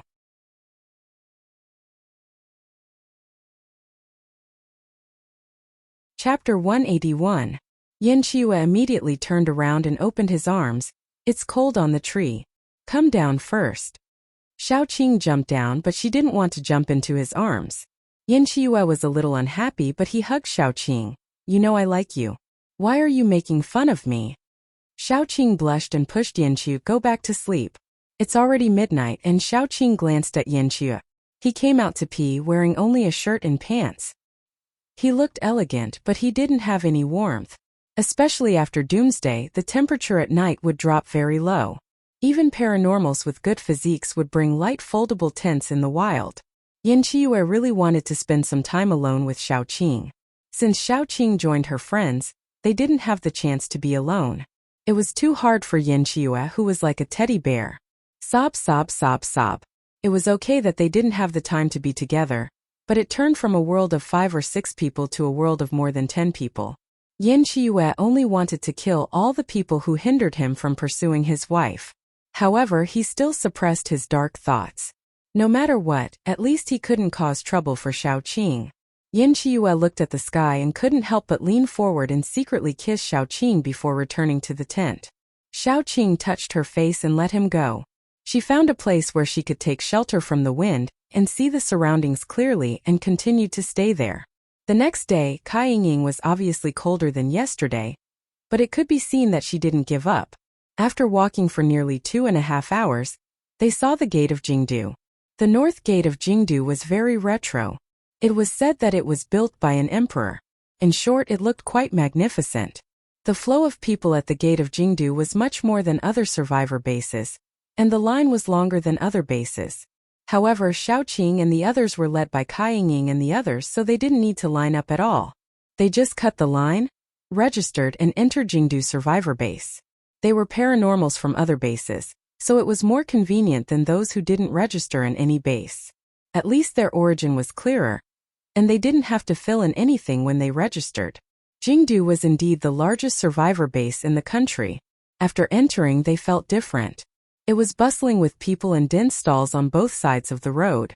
It was a little more prosperous than other bases. It had been a long time since Doomsday. Most of the country's areas had stabilized. The survivors' bases built by humans accommodated most of the survivors, and those cities were almost all occupied by zombies. The only survivor base built in a city was in Kyoto, which was one of the reasons why Kyoto had a special status. After all, even if all the cities had fallen, people didn't want Jingdu to fall into the hands of those monsters. Jingdu was now the religion of many people. After surviving, many survivors rushed to Jingdu, which was why there were so many people in Jingdu. Is this your first time in Jingdu? Kai Ying's smile was a little stiff. After all, she was still young and couldn't be without embarrassment in front of people who had rejected her. Xiaoqing nodded. Even though she had seen a lot of the world, she still sighed. She didn't expect to see such a prosperous place after Doomsday.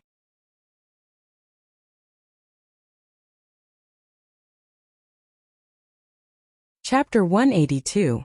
Let me show you around first. Don't leave. Come to my house. I want to thank you. Kai Ying smiled. The others agreed. The paranormals who escorted Kai Ying were from her mercenary group. They were sent back home by Kai Ying as soon as they arrived in Jingdu. Only a young man with a gloomy expression looked at Yin Qiyu. This young man was called Lu Yusin. He was Kai Ying's boyfriend in name, but in fact he was Kai Ying's gigolo.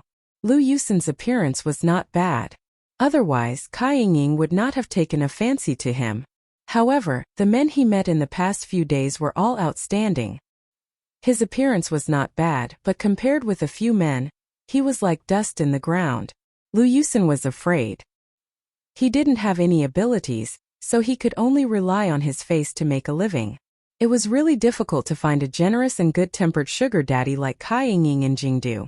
However, a man appeared out of nowhere and wanted to steal his job.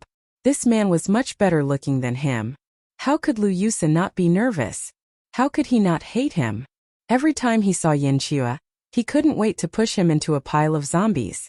How could a paranormal steal a sugar daddy from an ordinary person? What Lu Yusin was most afraid of now was that Kai Yingying won Yan Qiue's heart, and then threw him away. At that time, where would he go to cry? To be honest, women were a vulnerable group in the post-apocalyptic world. However, there were many capable and powerful women, such as the boss of Thorns and Roses, Wu Jiaojiao. However, the more capable a woman was, the more powerful she was. She was used to the dirty things in the post-apocalyptic world. Her heart and hands were more ruthless than men. Women like Kai Yingying didn't need to rely on others. She relied on her father to live a good life. Therefore, Kai Yingying was well protected. She hadn't seen the dirty things in the post-apocalyptic world. Therefore, her personality was relatively good. Even if she was a little arrogant, she was much easier to serve than those ruthless women. Lu Yusin didn't want to change his sugar daddy. When he heard that Kai Yingying wasn't going to part ways with these people and was even going to be their tour guide, Lu Yusin was a little anxious. He couldn't help but say, "Yingying, if you don't go back, your father will be worried. Why are you so troublesome?" Kai Yingying glared at him. "If you have something to do, you can go back first. By the way, tell my father that I'm hanging out with my friends." Lu Yusin immediately stopped talking. It was better for him to follow. At least he could watch how things developed. No matter what the result was, he could feel more at ease. After reprimanding Lu Yusin, Kai Yingying smiled and said, "The Kyoto survivor base is divided into 5 major parts. The most central part is where all the high-ranking officials live. The east side is where all the major mercenary groups live. The east side is where all the paranormals live. The east side is where all the paranormals live. The west side is where the ordinary people live. Although this area is almost destroyed, there are many tents and they don't need to pay rent. The south side is where the training ground and storage center are. And the north side is near the gate. So the mission center, the market, and the police station are all here. The place we are going to is the shopping street." After Kai Yingying's explanation, Xiao Qing and the others understood the situation of the whole capital. For example, the police station in the capital was like an official team of paranormals and other survivor bases. It was responsible for patrolling the base and dealing with some special situations. It was similar to the police, but it also acted as an army.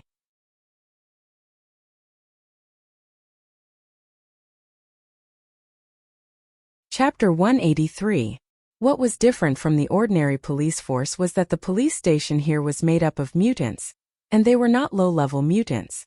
The official mutants would not be included in the ranks of the top 4 or 5 mercenary groups, but their strength was definitely not to be underestimated. Otherwise, they would not be able to suppress these mercenary groups. Xiao Qing was eager to give it a try. Setting up a mercenary group seemed like a great idea. Oh, what should her mercenary group be called? After thinking for a long time, Xiao Qing realized that the 2 words baby meng were what she liked the most. However, it was too troublesome to set up a mercenary group. Moreover, there were only a few people in her team. Even if there were new members joining in the future, there would not be more than a dozen of them. What kind of mercenary group was that? The market in the capital was exceptionally lively. The few shopping streets that were very famous before the apocalypse were now occupied by various shops. Those who had money and strength would rent a shop, while those who did not would set up stalls on both sides of the street. There were all kinds of things being sold. Some sold clothes and jewelry, some sold guns and ammunition, some sold cold weapons such as daggers, some sold medicine, and even mutated animals and plants. Although those mutated animals and plants were very lethal, there were some more special animals that could be domesticated. For example, dogs. Even after mutating, many dogs still maintained a high degree of loyalty. After being domesticated, they could help their owners fight zombies.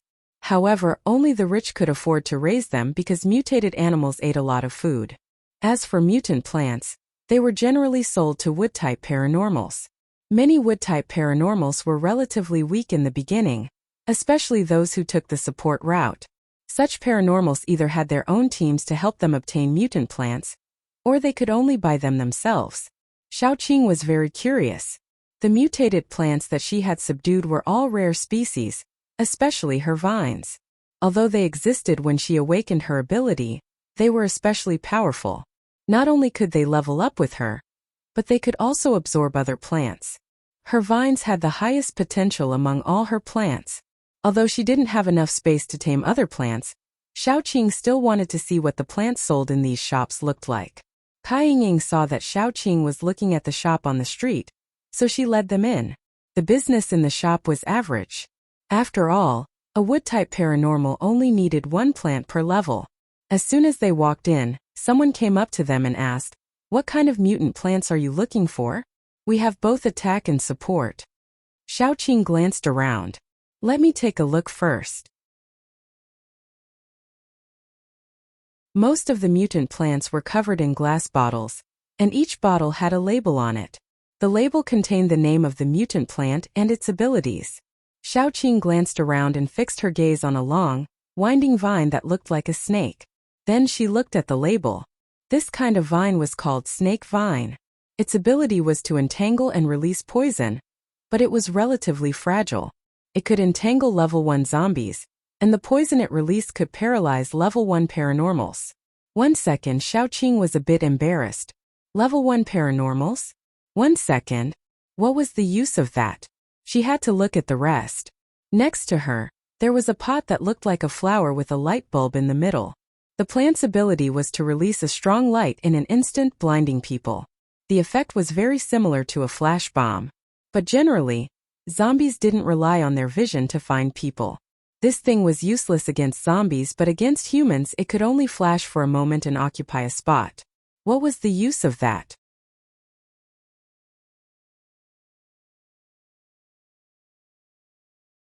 Chapter 184. Next to it was a black sawtooth grass.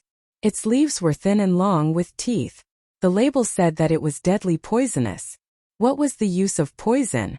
Apart from being poisonous, this kind of grass didn't have any other ability. Did it expect people to cut their fingers on the sawtooth of the grass? If it met a strength-type mutant, it probably wouldn't even be able to cut it. However, Xiaoqing felt that this grass was still useful. For example, it could be used to squeeze out its juice and smear it on weapons. However, one grass could only be used a few times. It couldn't be used for its poisonous effect, so in the end it was still useless. More importantly, these plants were very expensive. A useless snake vine was priced at 100 crystal nuclei. The current currency was nuclei. Generally, the price was level 1 nuclei. A level 2 nucleus was equivalent to 10 level 1 nuclei. As for level 3 nuclei and above, it couldn't be measured by this conversion. After all, level 3 nuclei and above were too difficult to obtain. Zombies were generally stronger than humans because they were not afraid of pain. Even if they lost 3 limbs, they could still crawl over and bite people. Therefore, when a paranormal of the same level encountered a zombie of the same level, it was usually the human who retreated. However, if they fought with their lives on the line, humans were still stronger than zombies. Because humans were more intelligent than zombies, if they fought with their lives on the line, the paranormal's chances of winning were higher. In order to obtain level 3 nuclei and above, several high-level paranormal had to kill 1 or 2 zombies at the same time. Only then would the success rate be higher. Therefore, when it came to level 3 nuclei and above, it couldn't be said that 1 nucleus could be exchanged for 10 level 2 nuclei because the price was not equal. When the paranormal strength was generally improved, level 3 nuclei would be classified as the most common currency. However, even if level 1 zombie nuclei were everywhere, 100 of them was not a small number. One should know that 100 level 1 zombie nuclei could be exchanged for a few hundred kilograms of food. How long would a few hundred kilograms of food be enough for a family? This snake vine was relatively cheap. Xiaoqing asked specifically and found out that this snake vine had the chance to evolve with the paranormal strength, so it was a little more expensive. Xiaoqing suddenly felt that she was a big local tycoon. She could casually take out those mutated plants from her body and take them out. That should be a sky-high price, right? Thinking about it, she was also a person with a net worth of millions of nuclei. His mood instantly improved. After walking around, he didn't see any outstanding plants. All of them were of little value. Some of them weren't even worth much, but their prices were very high. After looking around, Xiaoqing was ready to leave, because there were no mutant plants that she was interested in. It would be a waste of time to stay. Kai Yingying looked at Yan Qiyue for a long time, but she didn't say anything. Thinking that Yin Chiyue didn't have enough crystal nuclei, Kai Yingying secretly glanced at Yin Chiyue and said enthusiastically, "Sister Qing, do you have any mutated plants that you like? You can tell me. We've been through thick and thin together. I'll buy them for you as a thank you gift for taking care of me along the way." Xiao Qing shook her head. "I don't like any of these plants. They don't suit me." The seller in the shop knew Kai Yingying and knew that she was a fair, rich and beautiful woman. He didn't want to lose this deal, so he hurriedly said, "Don't go. We have more mutated plants in our shop. If you don't like any of them, you can come inside with me. There are some new ones inside, and they're better than those outside." Xiao Qing waved her hand. She was now at level 4, and she had 4 mutated plants. Besides, she didn't want to change them. She just wanted to watch the show, so she didn't want to waste any more time here. It was better to go to other shops.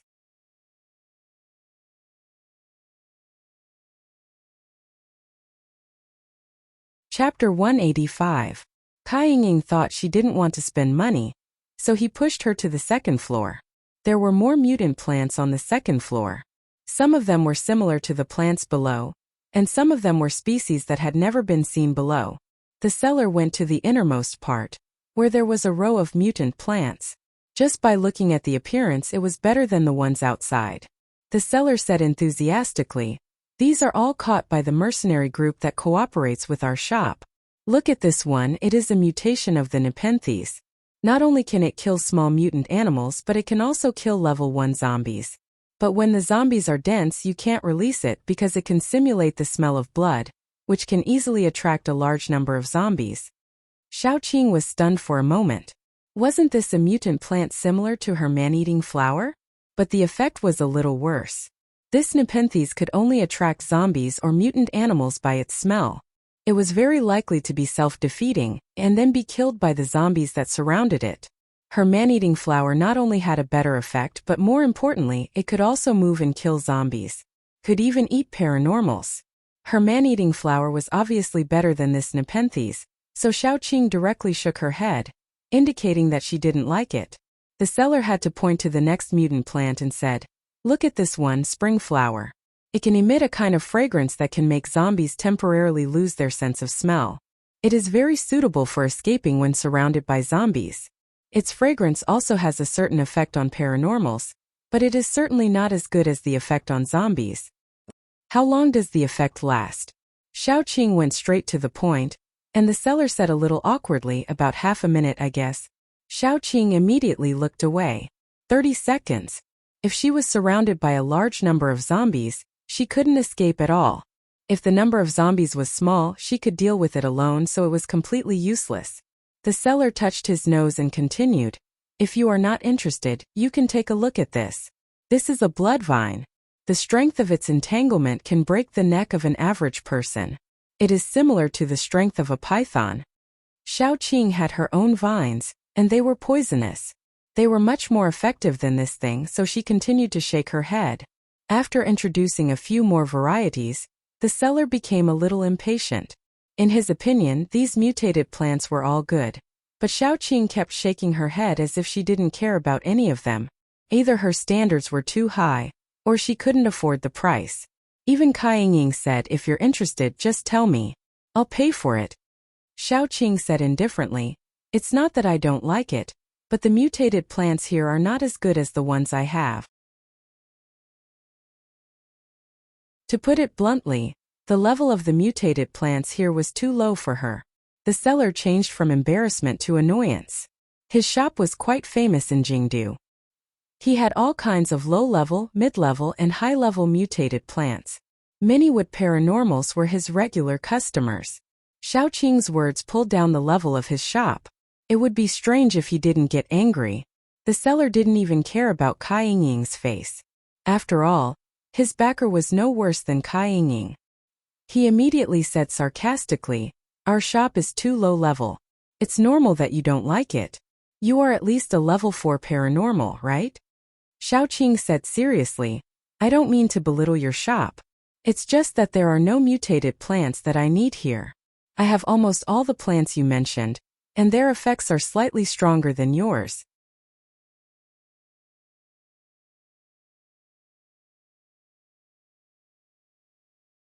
Chapter 186. Xiaoqing's words were very frank, but the seller understood that Xiaoqing wanted to slap him in the face. He immediately said unhappily, "Oh, is it a high-level mutant plant? Maybe it's a twice-mutated plant." He had to admit that he really knew the truth. Xiaoqing was really a level 4 paranormal, and her vines had already mutated for the third time. However, Xiaoqing didn't mean to show off at all. She smiled and was ready to leave. Why should she show off to a shop owner? It was cool to slap someone in the face, but it would attract hatred. She had just arrived in the capital, and it was not good to be too high profile. However, Yan Qiyu didn't want to see his fiancée being bullied, so he immediately sneered, "Judging from your tone, it's not as simple as looking down on people. Qing, take out your worst mutant plant and show it to him. Let him broaden his horizons. When he looks at people in the future, don't look at them from the crack of the door. It's easy to see yourself as a cross-eyed person." Xiaoqing said helplessly, "Let's go eat something. I'm hungry after walking for so long." The shop owner immediately said, "Don't. Let me broaden my horizons." Xiaoqing had no choice but to let the man-eating flower out. Every time the flower came out, it was like a reincarnated hungry ghost. It followed the smell to the food, and its saliva was about to drip out.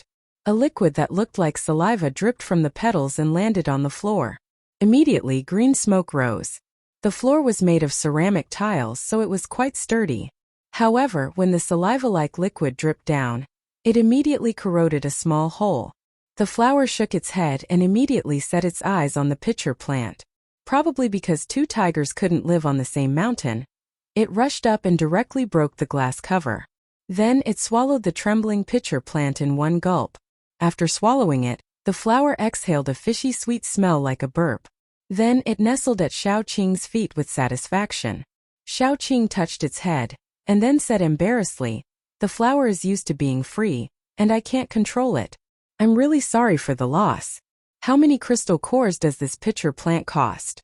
Just take it that I'm buying it." The seller was silent for a moment. To be honest, as soon as this man-eating flower came out, he knew that he was going to be slapped in the face. The big flower's corolla was twice the size of an ordinary man-eating flower. The color was gorgeous, and when the petals wriggled, he could see the shark-like stamen inside. It was much better than his nepenthes. Then, as expected, he was slapped in the face. Yan Qiyu sneered at the side. He adjusted the angle of his lips slightly, and the sneer turned into mockery. "Qing, I'll pay for you. Make me feel that it's not worth the price." The sound of the slap was so loud that he almost couldn't hear it. The seller's lips twitched, and in the end he cupped his hands and said, "I'm too short-sighted. Take this nepenthes as a gift from me. Please accept my apologies." The shop owner was quite good at dealing with people. Since other people greeted him with a smile, Xiaoqing naturally understood the situation. Before she left, she still took a dozen level 2 zombie crystal cores and put them on the table. After leaving the shop, the way Kai Yingying looked at Xiaoqing changed. How should she put it? Although Kai Yingying didn't think that Yan Qiyu was telling the truth, that this man-eating flower was the worst among all the mutant plants she had. However, this man-eating flower had already defeated most of the mutant plants with wood power. Didn't you see that the pitcher plant didn't dare to resist? Xiaoqing's strength was definitely not low. She had to slightly change her strategy towards Xiaoqing. Xiaoqing's strength was higher than she had imagined, so she couldn't use too rough means. Although Kai Yingying had always thought that Xiaoqing must have some strength, otherwise, even if she was beautiful, it was impossible for her to bring a child into a team with her body alone. However, the facts told her that Xiaoqing's strength was definitely not low. She had joined the team with her own strength. Kai Yingying had always thought that Yan Qiyu was the captain. After all, it was Yan Qiyu who made the decisions in the beginning. After leaving the shop, Xiaoqing took a group of people to eat. After all, even if she wasn't hungry, Yan Qiyu and the others would be. Kai Yingying picked the place to eat. After all, Kai Yingying was more familiar with the capital, so it was easy for her to find a place. It was said that this restaurant was very high-end in the capital. All kinds of leaders and senior members of major mercenary groups would come here to eat. Correspondingly, the price here was relatively high. Before entering the door, Kai Ying patted her chest and said that she would pay. Xiao Qing was about to refuse, but then she glanced at the menu and didn't say anything. A dish of stir-fried meat with green pepper cost 81 nuclei. Even if she had money, it would be painful for her to spend it. However, in the doomsday most plants were difficult to grow. Even if they were grown, they would mutate. Some of them would mutate and produce toxins. If one tried it carelessly, he or she might be poisoned to death. Therefore, the price of vegetables was even higher than that of meat. This was very normal in the base. Xiao Qing looked through the menu and finally ordered 2 dishes, stir-fried meat with green pepper and stir-fried eggs with tomatoes. Yin Qiuyue gave her face and ordered a lot of dishes. When he was ordering, he looked at the price first, then the name of the dish. The dishes he ordered, not to mention the taste, first of all the price looked very scary. As for Gu Chuan and the others, they didn't order at all. They let Yin Qiuyue order all the dishes. Let alone Kai Ying. Even Xiao Qing felt a little painful. More importantly, after Yin Qiuyue ordered, he smacked his lips and said, "Give me a bottle of wine. It's our first time in the capital, and we're all gathered together. Don't drink too much. Give me a bottle of red wine to set the atmosphere. I'm a poor person, and I really want to try 1982 La Fight or 1984 Modally Hero. Just give me a bottle." Kai Ying's fingers twitched. After a while she said, "There might not be a 1984 Modally Hero here. There shouldn't be a 1982 La Fight either." The waiter standing aside said kindly, "There's number 1984 Modally Hero here, but there's a 1982 La Fight."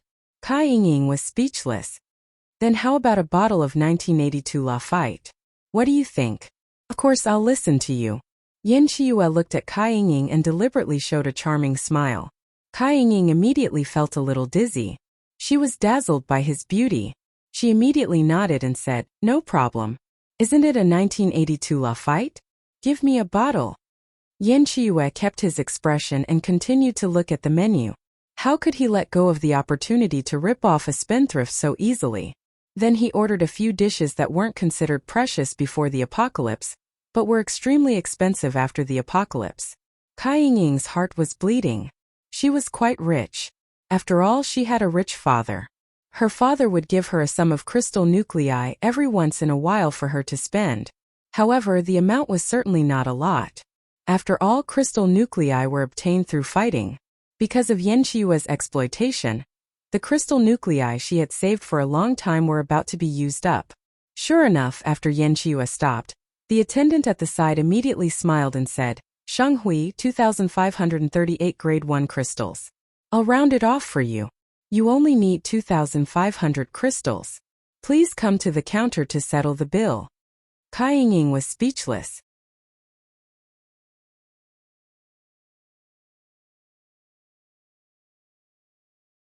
Chapter 187. Although it was painful, it was just like how a man would pretend to be fat even if his face was swollen when he was trying to woo a girl. What made Kai Ying want to vomit blood was that after the dishes were served, Yin Qiuyue took a bite and said with disdain, "It can't be compared with what you made. It tastes so different." Kai Ying was about to cry at that time. If she had spent money to buy Yin Qiuyue's affection, it would have been fine. After all, she really liked Yin Qiuyue, so it was worth it. However, she spent money to buy Yin Qiuyue's disdain. Xiao Qing couldn't stand it anymore, so she poked Yin Qiuyue. After all, they still needed Kai Ying's help to find Dai's whereabouts, so it wasn't good for them to make things awkward. Yin Qiuyue pouted his rosy lips, opened the wine and poured himself a glass. Xiao Qing didn't like drinking, because she couldn't control her feelings after getting drunk. She felt very insecure. Yin Hanqing and Gu Chuan didn't drink either, but Gu Panpan insisted that he had never drunk such high-end wine in his life, so he wanted to try it. He poured a glass and Kai Ying and Lu Yusen drank the rest. Yin Qiuyue only drank 1 glass. After drinking, he didn't say anything. He just held his chopsticks and looked at Xiao Qing seriously. Xiao Qing couldn't eat anymore. She silently picked up a piece of meat for Little Bun, then cleaned the spices and other spices on it. When Little Bun was almost finished, she didn't want to eat anymore. She waited for them to finish eating, then stood up and left together. As soon as Yin Qiuyue stood up, she felt that something was wrong. Yan Qiue walked straight and looked very stiff from the back. He almost hit the door frame because he didn't turn the corner. Xiaoqing instinctively pulled him to prevent him from hitting his beautiful face. Xiaoqing held Yan Qiue's hand. Then he turned to look at Xiaoqing. His expression was very serious and calm, but Xiaoqing felt that his gaze was very blank. Yan Qiue stared at Xiaoqing for a while. After a long time, his eyes lit up, and he threw himself on Xiaoqing. In broad daylight he was panting and whining. He even said in a tone as if he was abandoned by a jerk, "I love you so much, but you don't love me. Don't you say I'm not cute? How am I not cute? Tell me I'll change it. Tell me you've touched my entire body so many times. I'll definitely be able to say it." Xiaoqing's expression was stupefied. She pinched Yan Qiue's chin and looked at him carefully. Then she realized that Yan Qiue was indeed drunk. His pupils were a little slack and his gaze was blurry. Although he looked very serious on the outside, it was actually because there was no expression on his face. At this moment, Xiaoqing felt that the expressions of the people around them were strange. Their burning gazes pierced her body like needles, and there was a kind of thirst for gossip. She couldn't resist it. When Xiaoqing held Yan Qiue, he was still rubbing himself against her, and as he did so he whined, "I like you so much. I gave you my most precious first time. You have to be responsible for me. How can you like the new and dislike the old? Look at me, am I not good looking?" Xiaoqing silently slapped his face, and then said to her friends, "He's drunk. Let's stop here for today. Is there any place we can stay for the time being?" Kai Yinging, who was originally a little twisted from jealousy, immediately smiled and said, "Find a place to stay? Just stay at my house. We're all friends. Don't be polite with me."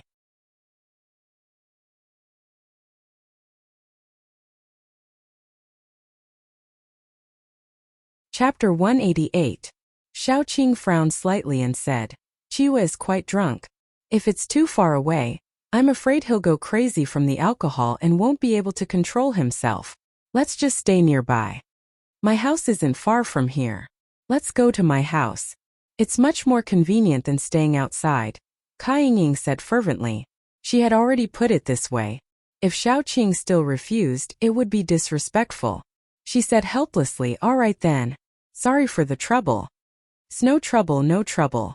Kai Yinging almost couldn't suppress the joy in her heart. Yan Qiue was drunk and was about to move into her house. Wasn't this the best opportunity? After the group left the restaurant, they turned and went to Kai Yinging's house. Kai Yinging's house was in a small villa. Just by looking at the appearance of the house, it was more luxurious than the others. According to Kai Yinging, the row of villas nearby all belonged to her family. She could live there as she pleased. Kai Yinging naturally didn't bring Xiaoqing and the rest to her father's place. That would make many things inconvenient. She brought Xiaoqing and the rest to her own house. This kind of villa was a two-story villa. The top floor had a private theater and a swimming pool. Xiaoqing and the rest each chose a room to stay in. Yan Qiue was placed beside Xiaoqing's room. However, after helping Yan Qiue onto the bed, Xiaoqing was unable to leave. First, Yan Qiue tugged at her, refusing to let her go no matter what. Tears were about to fall from her eyes as she begged to be whipped, her small waist swaying vigorously. After much difficulty, Yan Qiue was finally tucked into bed. Xiaoqing was worried that he would have a headache when he woke up, so she made a bowl of hangover soup for Yan Qiue to drink. Not long after, Kai Yinging came over with a bowl of honey water. "Sister Qing, I made a bowl of honey water. Drink it for Qiue. It can help with the hangover." Xiaoqing didn't tell Kai Yinging that she had already given Yan Qiue the hangover soup. She only smiled and took it. "Sorry to trouble you. I didn't expect him to pass out after one cup. Come and sit for a while." Kai Yinging quickly waved her hand. "What's the trouble? I won't be sitting. Sister Qing, you should rest early too." "Well, I have to take care of the children in a while. You are tired after a day. Go back and rest." Xiaoqing chuckled. Kai Yinging left wisely. After she left, Xiaoqing put the bowl of honey water on the table and went to the bathroom. After all, she had eaten a lot at noon and now she had to vomit it all out. Xiaoqing was now used to vomiting 3 times a day. In the beginning, it was very uncomfortable, but now it had become a common occurrence. When she finished vomiting and was about to pour some water to rinse her mouth, she saw Yan Hanqing sitting at the table. His expression was very cold, but his eyes were very indifferent. After Xiaoqing came out, she poured herself a bowl of water. "Why are you here? Come and take a look. He's quite drunk. I'm afraid you can't handle him alone." Yan Hanqing pursed his lips. Xiaoqing drank some water and rinsed her mouth. Then she said, "Are you thirsty? I'll get you a glass of water." Yan Hanqing picked up the bowl Kai Yingying brought and said, "It's not cold yet. I'll drink this." After taking a sip, he found that it was sweet. He was stunned. "Is this honey water for Yin Chiyue?" He drank the hangover soup. "You drink it." Xiaoqing looked at the time and said, "I'll have to trouble you to help him take a bath later. He must be uncomfortable sleeping with the smell of alcohol. I'll go back and see if the children are naughty." "You go. Leave this to me," Yan Hanqing said softly. Xiaoqing was relieved and went back to her room. Yan Hanqing helped the drunk Yin Chiyue to the bathroom.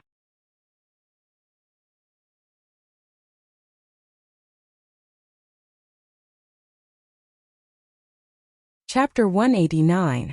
Bathing a drunkard was a very troublesome matter, especially when the drunkard was so drunk that he was unconscious.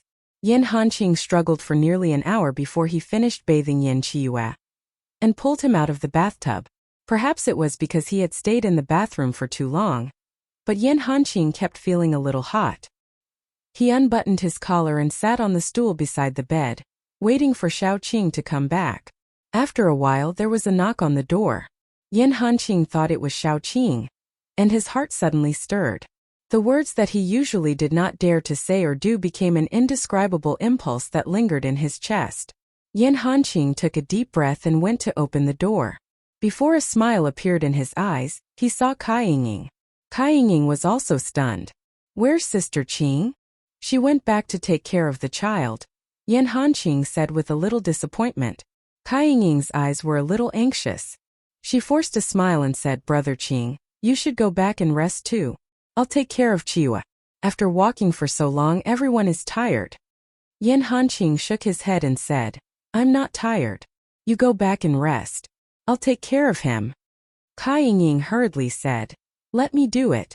I know how to take care of someone better." "No need. I just bathed him." What he meant was that Yan Hanqing was still naked, and it was not suitable for a girl to come and take a look. Kai Yingying was completely dumbfounded, because Yan Hanqing closed the door after he finished speaking. She stood at the door for a long time, feeling very uneasy. In the end, she gritted her teeth and left. It seemed that it would be very difficult to make a move tonight. Yan Hanqing sat in the room, feeling more and more stuffy. His collar, which had already unbuttoned a button, was now unbuttoned again. A small part of his honey-colored chest was already exposed. He used his fingertips to wipe his forehead, and there were already small beads of sweat seeping out. Even the slowest person could sense that something was wrong. He was a little uneasy, and an increasingly obvious burning sensation slowly rose from his lower abdomen. It would be a lie if he did not know what was happening to him. Yan Hanqing was a little helpless. He had been fatally injured before, and his heart had almost been pierced. His ribs had been broken 3 times, and other minor injuries were needless to say. However, he had never been in such an embarrassing moment. Other than embarrassment, he was also panicked. After sitting in a daze for a long time, Yan Hanqing sneaked into the bathroom like a thief. He was prepared to solve this problem before Xiaoqing came. Not long after he entered the bathroom, Xiaoqing came over. Xiaoqing knocked on the door, but no one came to open it. The door was not locked, and she twisted it open. There was no one in the room, only Yin Chiyue lying quietly on the bed.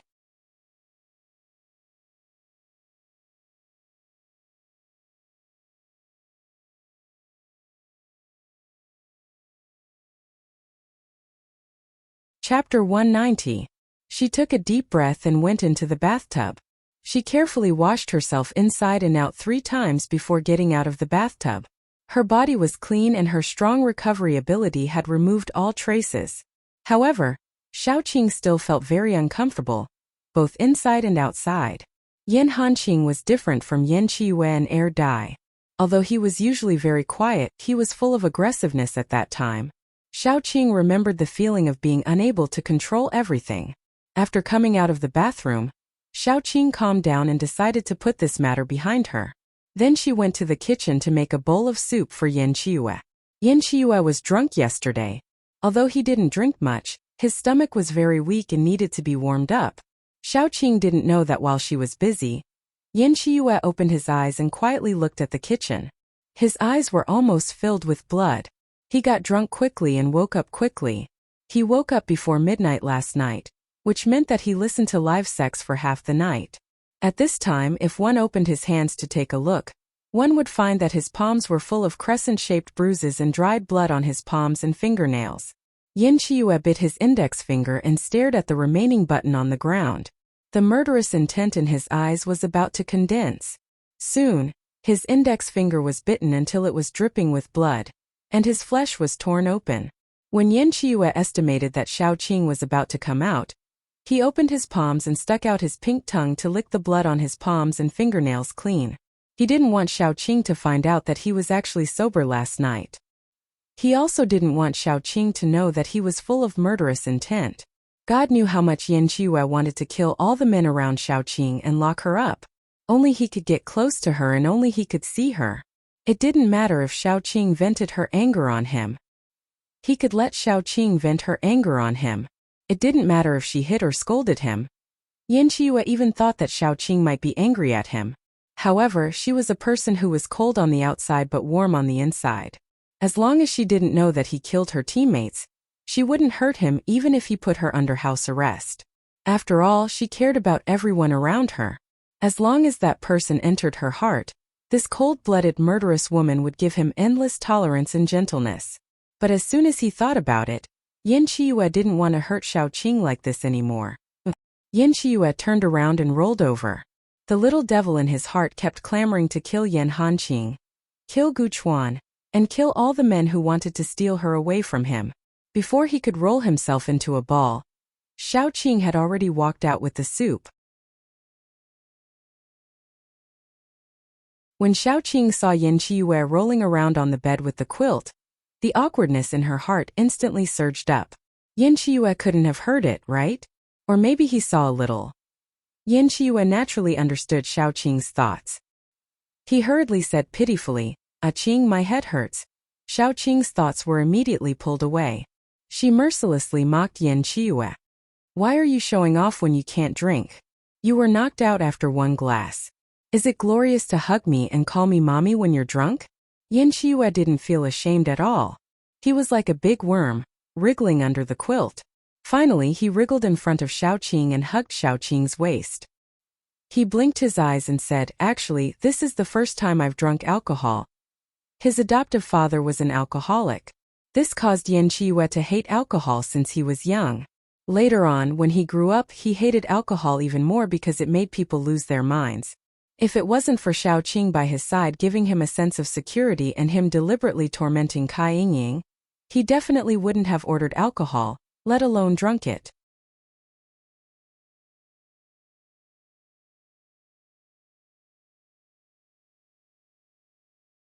Chapter 191. In the end, the first time Yan Qiyue drank, it gave him the worst experience. First, he made a fool of himself after getting drunk. When he woke up, he had a splitting headache. More importantly, when he was drunk, someone took advantage of the situation and took advantage of Xiaoqing. Yan Qiyue hated Cai Yingying to death now. He was a smart person. Although he almost lost his mind because of what happened last night, it was only for a moment. After a moment, Yan Qiyue figured it out. With Xiaoqing's personality, unless something happened to Yan Hanqing and she had to do that kind of thing to solve it, she wouldn't do it. Why did Yan Hanqing have to have sex with Xiaoqing? That was even simpler. It must be Chinese medicine. Then why was it Chinese medicine? It was most likely because of Cai Yingying, and Cai Yingying did it because of him. In the end, it was because of him. Drink the soup first before you talk. Xiaoqing pushed Yan Qiyue's head away, ignoring his aggrieved face, and handed him the soup. Yan Qiyue shamelessly acted coquettishly. Aching, my head hurts. Feed me. You have a headache, not your hand. What does it have to do with you drinking the soup? Xiaoqing complained. Because of her guilty conscience, she fed Yan Chua. Yan Chua was very satisfied with the soup. After he finished, Xiaoqing put down the bowl and prepared to leave. I'm going back to check on the baby. It's not dawn yet. You can sleep for a while. Yan Chua nodded obediently. Surprisingly, he didn't stick to Xiaoqing and then shrank into the bed.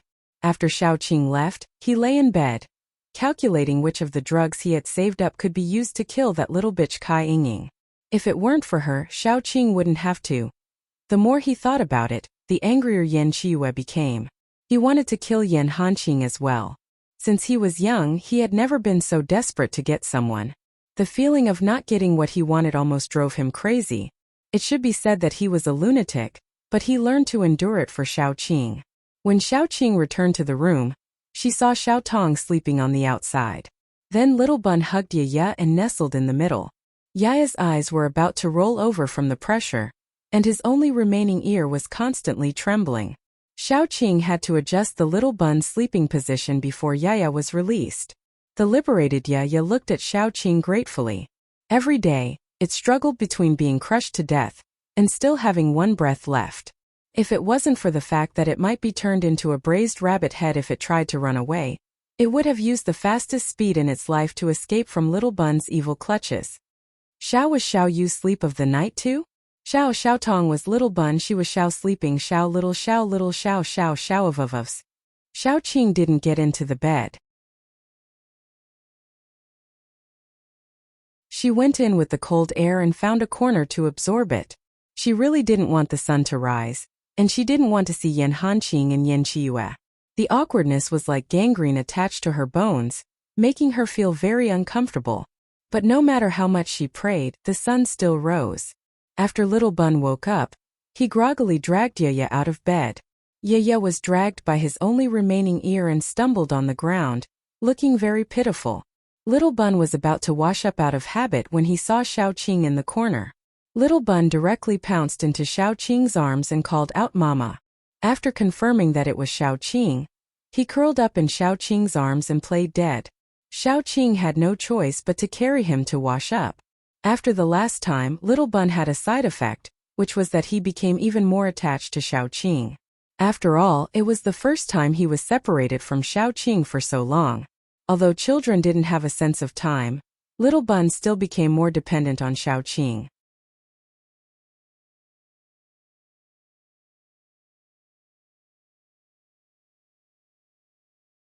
Chapter 192. The Little Bun even acted like a spoiled child and asked Xiaoqing to help him brush his teeth and wash his face. It took more than 10 minutes just to wash his face and rinse his mouth. Of course, it was also because Xiaoqing was unwilling to go out. When they had to go out, Xiaoqing took the Little Bun and Xiao Tong out. When they went downstairs, the others were already in the living room. There was a row of seats on the sofa.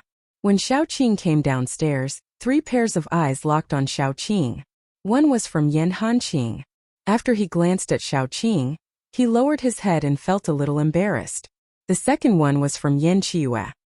He also glanced at Xiaoqing and lowered his head. However, Yan Chiyue lowered his head to hide the jealousy in his eyes. The last one was from Kai Yingying. She carefully observed Xiaoqing several times. Her eyes focused on Xiaoqing's neck and the slightly open collar.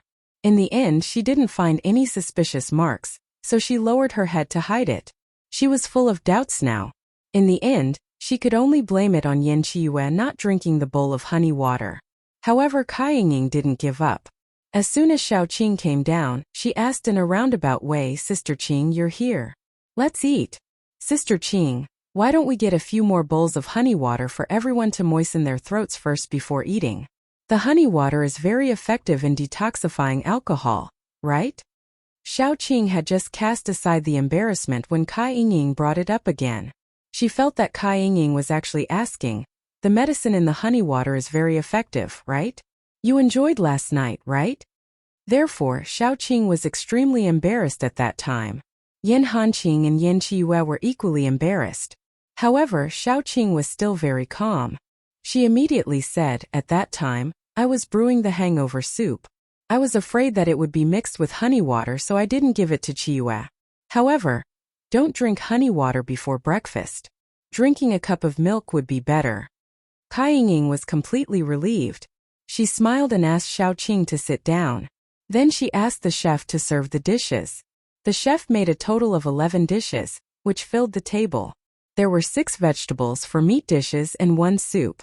It looked very rich. However, the people sitting around the table each had their own thoughts. Each one of them had complicated thoughts, so they didn't eat very happily. Especially Gu Pan Pan.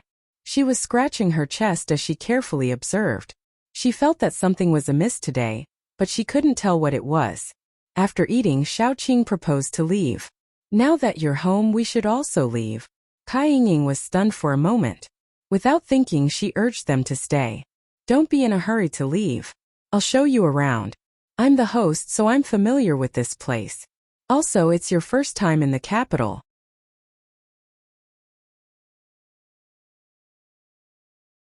No matter what, you should walk around first.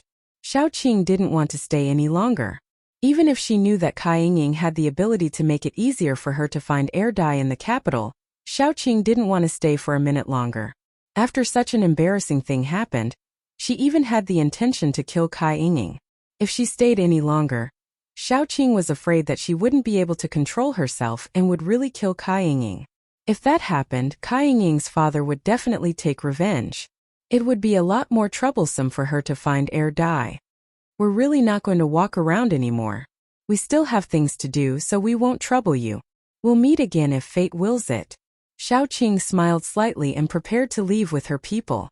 Kai Ying still wanted to urge them to stay, but someone ran over and said while panting, "Miss, the leader is calling for you. He wants you to hurry over. He has something to tell you." Kai Ying hurriedly said, "Sister Qing, please don't leave. I'll be back soon." Before she left, she still called for the person who came to find her to help her keep Xiaoqing and the others. After all, if Xiaoqing left, it would be pure fate to meet them again. Kai Ying liked Yanqiue a lot. She wanted to keep Yanqiue and Xiaoqing by her side. After Kai Ying left, Xiaoqing prepared to leave. However, the person stopped Xiaoqing and refused to let her go. "You mustn't leave. Before Miss left, she told me to keep you guys here. If you leave, Miss will beat me to death when she comes back. What does it have to do with me if Kai Ying wants to beat you to death?" Xiaoqing resisted the urge to roll her eyes and turned to leave. Then the person hugged her thigh. The person was also a talent. He lay on the ground and hugged Xiaoqing's thigh, crying, "Just stay a little longer. Miss will be back soon." Xiaoqing didn't say anything. She threw out a vine and dragged him away, hanging him on the corner of the table. Then she left with Little Bun and the others. She had wasted enough time. She had to find air dye. Fortunately, Xiaoqing had a preliminary understanding of the situation in Jingdu. Now the first step was to go to the mission hall. That was the place with the most paranormals in Jingdu. If there was no other way, Xiaoqing would release a mission to find air dye. Air dye wasn't stupid. He was smarter than most people. Even if he was alone, he could definitely hide his identity. What she needed to do was to release the mission. Whether someone found air dye, had news about air dye, or air dye saw the mission and heard the news, she would have a chance to find air dye. The northern part of the Kyoto survivor base belonged to the northeast. That place could be said to be freezing cold. After the apocalypse, the climate had become even more unpredictable. If Xiaoqing still couldn't find air dye in Kyoto, he would have to continue north.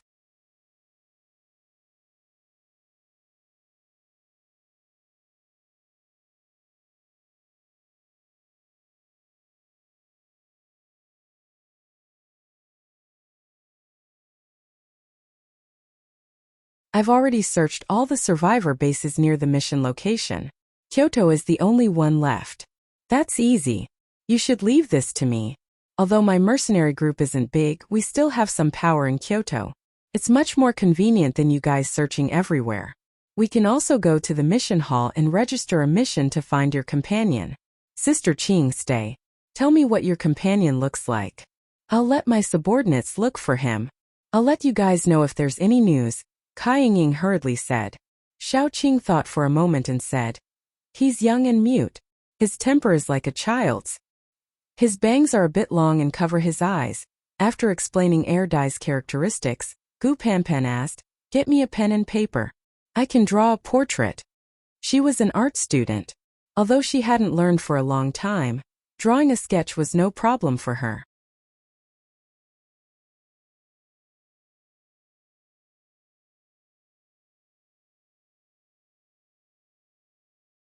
Chapter 194. Kai Ying quickly took them back to the villa and found a pen and paper for Gu Panpan. Gu Panpan drew air dye. Her sketch was not vivid, but it was quite similar. Kai Ying took the sketch and asked someone to make several copies. Then, she mobilized her men to start looking for air dye in the city. After that, she took Xiaoqing and the others to the mission hall. "Sister Qing, please register the mission and leave your contact information. If there is any news, we can inform you." Xiaoqing described the mission. It was not only about looking for air dye but also about finding air dye. She set the reward to be very high. There were 5 level 3 zombie crystals. Even Kai Ying swallowed her saliva when she saw the reward. After that, they went back to Kai Ying's villa. Although Xiaoqing did not want to go back, she endured it for the sake of air dye. After they went back, Kai Ying poured water for everyone and said, "Sister Qing, you don't know yet. Something big is going to happen in Kyoto." "What's the big deal?" Xiaoqing asked, but she was thinking about air dye. She was a little anxious. If she couldn't find air dye in Jingdu, she could only go all the way north. But the further north she went, the less hope she had. "Japan sent a small team to Kyoto to borrow food," said Chan Xiaobei. Although Kai Ying had many shortcomings in her personality, she was better than many rich second generations. She was a nationalistic youth. Kai Ying gnashed her teeth in hatred towards the small island nation that had a grudge against her motherland. Not only her, but many mercenary group leaders in Kyoto gathered for a meeting after hearing the news. The topic of the meeting was how to give the group of paranormals in Japan an unforgettable trip to the Celestial Empire. Japan is a small country. They import all their food. When the apocalypse broke out, their food import channel was cut off. There was not much food in the country. After these days of consumption, they almost ran out. So they came to our country to borrow food. Kai Ying gritted her teeth and said, "Why should we lend them food? We don't even have enough for ourselves." But the higher-ups want us to maintain the friendship between countries even in the apocalypse. If we can help, we should help. If we have food, we should give it to the survivors in the base. Why feed those animals? Xiaoqing grasped the main point. "You're saying the Japanese are coming over?" Kai Ying nodded hatefully. "I heard that a small team has arrived. All of them are psychics. The leader is a descendant of the Onmyoji. They will arrive in the capital soon." Xiaoqing didn't want to stay, but now that she was asked to leave, she wouldn't. She hadn't experienced those 8 dark years, but she had heard her instructor and coach talk about it countless times. There were also countless missions that were related to destroying that country's private human experiments. Perhaps in the eyes of some people, there were good and bad people in every race, and that race was no exception. Hatred was also a part of hatred. However, in Xiaoqing's eyes, that entire race was almost rotten. She felt disgusted just by looking at it. Since the Japanese psychics were coming over, she couldn't leave. Even if she couldn't slap them in the face, she had to watch that group of people cry and leave. Oh no, if she found Dummy during this period, she might ambush those paranormals on their way back and make them stay in the Celestial Empire forever. After getting more information about the Japanese team from Kai Ying, Xiaoqing quietly waited for the news. She didn't leave the villa for the whole day. She was afraid that if she left, she would miss the news about air dye. Yan Qiuyue and Yan Hanqing sat on either side of Xiaoqing and accompanied her as she waited. The two of them didn't look at each other, and it was quite harmonious.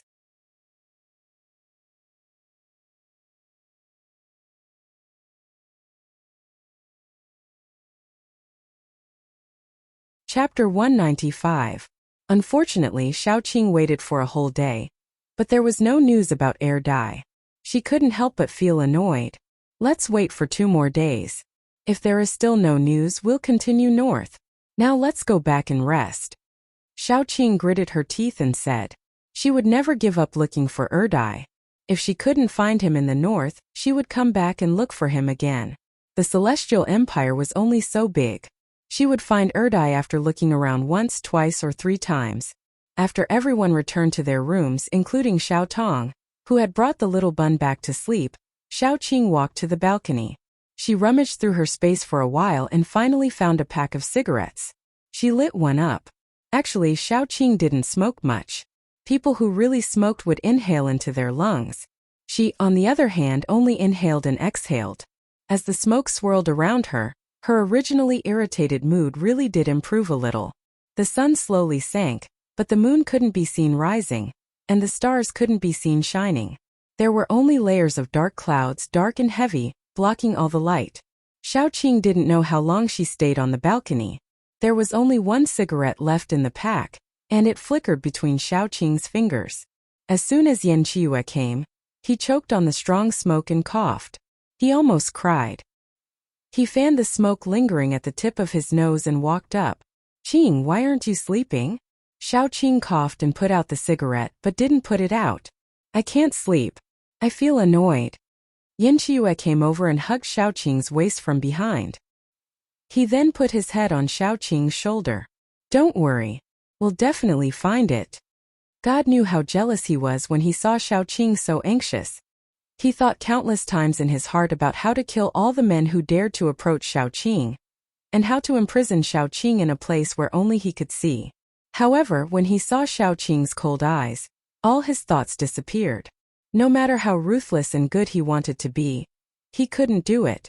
He was afraid that she would hate him, so he suppressed all the dirty and rotten thoughts in the depths of his heart. He was afraid that Xiao Qing would find out if he revealed even a little of it. If Xiao Qing showed a trace of disgust for him in her eyes, he would directly destroy himself. Thinking about it, all the pride he had in his life became dust under her feet after meeting her. At first, Yan Qiue didn't believe it. He didn't believe that there was a woman who could make him fall in love with her. He also didn't believe that there would be someone in the world who would be willing to sacrifice their life for another person. Humans were such selfish and weak existences. How could they risk their lives for another person? Now he had to believe it because as long as Xiao Qing said a word, he would be willing to take out his heart for Xiao Qing. But it's been a day, and there is still no news. Xiao Qing stared at the flickering cigarette between her fingers. It had been crushed once, but it was still burning stubbornly. The irritation in her heart made her want to find someone to fight and vent her anger. Yan Qiue had to comfort Xiao Qing. Don't forget, the Jingdu survivor base is the largest survivor base in the country. The population is more than 10 million. It will take a few days to find all of them. Xiao Qing didn't say anything, but the irritation was getting deeper and deeper. She stared at the cigarette in her hand and suddenly pressed the cigarette butt on the back of her hand. The cigarette butt made contact with the skin on the back of her hand and made a sizzling sound.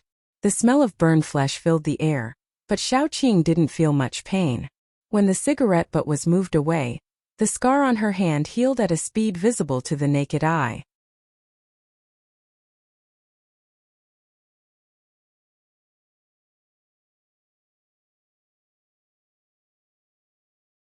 Chapter 196. Her Highness Queen didn't sleep for the entire night. She woke up early the next morning and made a pot of soup. She stewed a whole hen. After stewing the soup, she tore the hen apart and tore the meat into strips. Then she added some ginger and chopped green onions to cook the meat.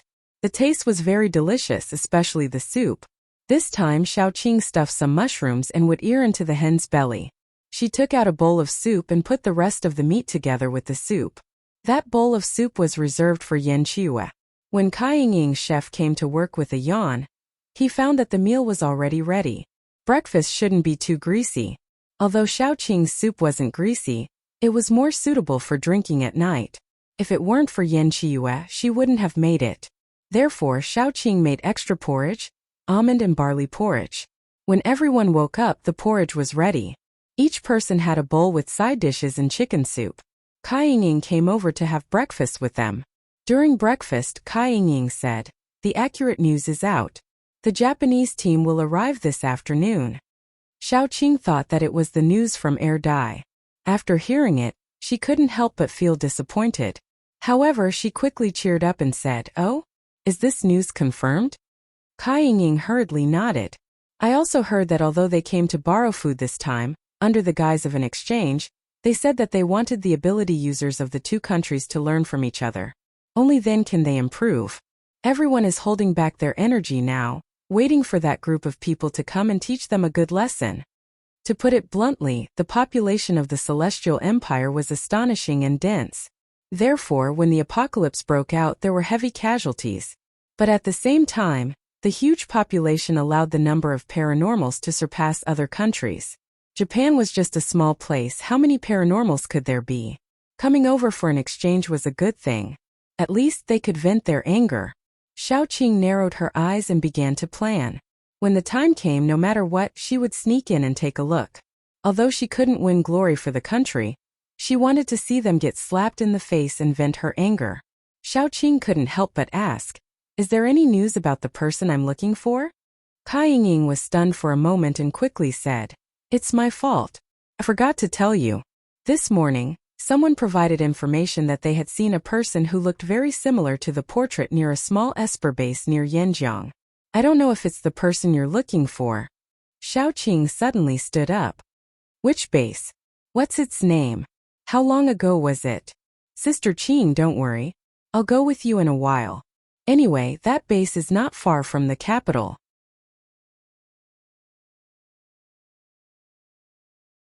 Kai Ying smiled and said, "It will only take 2 to 3 hours to go back and forth.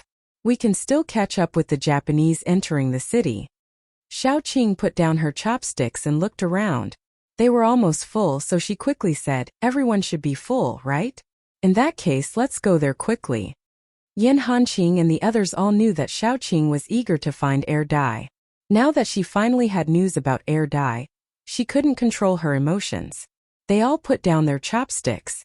Kai Ying originally wanted to pick Yin Qiyu up and say a few words, but now she had to stand up. "Then let's go." Kai Ying brought 2 espers with her. They were both beginner level 3 espers. Her father asked her to bring them along to protect her safety. Level 3 espers were not many.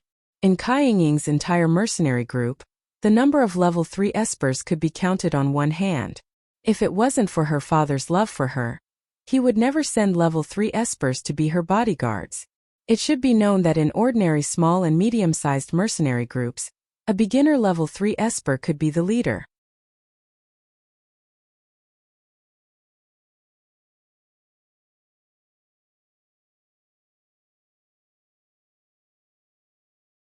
Chapter 197. Their destination was Pengcheng Survivor Base. The base was very small and named after Li Pengcheng. There should be a few thousand survivors in the base. They were all survivors from the nearby towns and were built by the townspeople. It wasn't far from the capital, only an hour and a half away. They were in a hurry, so it took them a little more than an hour to reach their destination. Kai Ying's father's mercenary group wasn't a big deal in the capital, but in a small base like this, it was a big deal. When the base chief heard that Kai Ying had brought people over, he led the higher-ups to greet them, giving Kai Ying enough face. The base chief, Li Pengcheng, accompanied them all the way inside. The ordinary people in the base couldn't help but look over. Kai Ying felt even more honored. She said to Li Pengcheng humbly, "This time, I came to your base to look for someone." Kai Ying took out the portrait. "I heard that this person appeared near your base, so I wanted to come and look for him. Mr. Li, can I trouble your base to put up a poster?" Li Pengcheng's gaze was complicated. After a while he said, "No need. I know him. If you want to look for him, I can take you there." Xiaoqing was very happy. She quickly said, "Then I'll trouble you." Li Pengcheng led the few of them to a tent. The nearby tents were all very simple and crude. Most of the tents had skinny women sitting in front of them. Some of the women were basking in the sun, while others were chatting in groups of 2s and 3s. Li Pengcheng stood outside a tent and shouted, "Fujingma, someone is looking for you." When she heard the name, Xiaoqing was disappointed.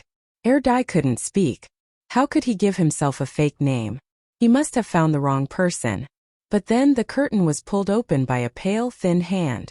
From inside, a face that Xiaoqing couldn't be more familiar with appeared. "Who is it?" The man raised his eyes lazily and raised his chin, which was slightly thinner than air dye. Xiaoqing was immediately stunned. The person in front of him looked exactly like air dye. The only difference was that he looked a few years older than air dye, so he was a little taller. Not only was Xiaoqing shocked, Yan Hanqing and the others were also shocked. Gu Panpan couldn't help but say, "Heavens, are they twins? Why does she look so much like air dye?" The young man was stunned for a moment and lowered his eyelids slightly. After a while he raised his eyes and said, "You've met someone who looks exactly like me?" Xiaoqing was very disappointed. She thought that she would be able to meet air dye this time, but she only saw someone who looked exactly like air dye. Looking at this face, she missed him even more and felt even more impatient. "We found the wrong person." Xiaoqing said softly, "Let's go. We'll look elsewhere." The young man hurriedly called out to Xiaoqing, "Have you really met someone who looks exactly like me?"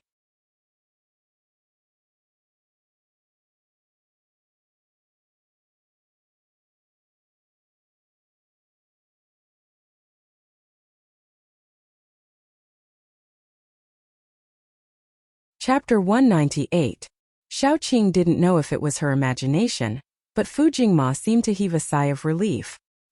He smiled gently and said in a low voice, "I finally heard news about my brother again. Although it's not very good news, I feel much more at ease." Xiaoqing was silent for a moment and then asked, "Do you want to leave with me? When I find him you can reunite." Fu Jingma grabbed the curtain and said carefully, "Can I leave with you?"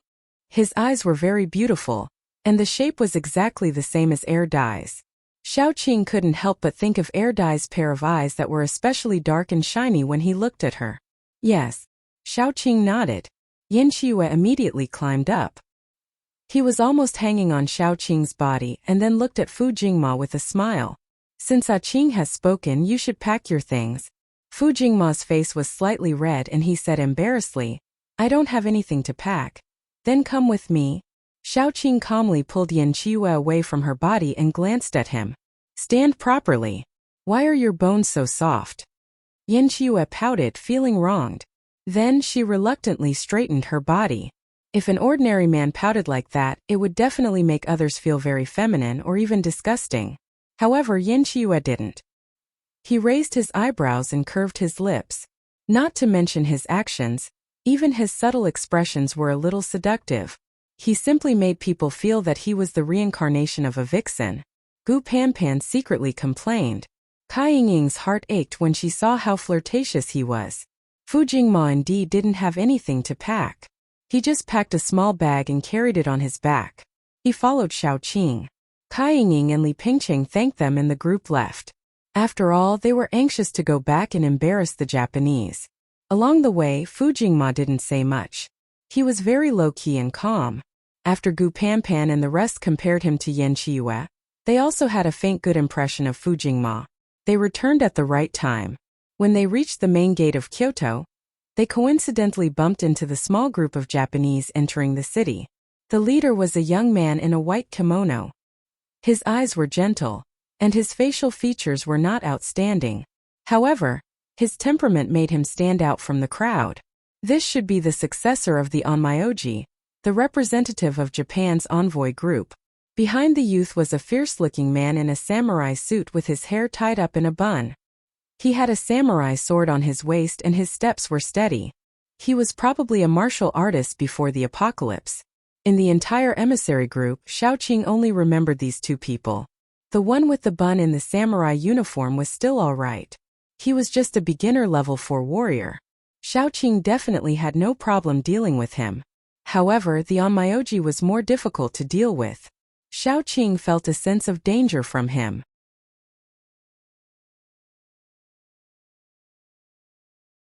Although Japan was a small country, the Onmyoji was not easy to deal with.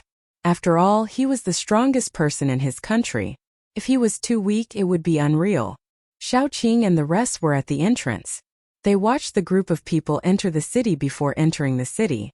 The ones who welcomed them were the leader of the base's own group of paranormals and a few higher-ups. Xiaoqing looked at them from afar and went back with Kai Yingying and the rest. Fu Jingma was a person who knew how to reduce his presence. After Xiaoqing and the rest went back, They asked Fu Jingma to find a room to stay in. Fu Jingma also knew that Xiaoqing and the rest wanted to chat, so he left. Kai Yingying was also called away. Only Xiaoqing and her friends were left.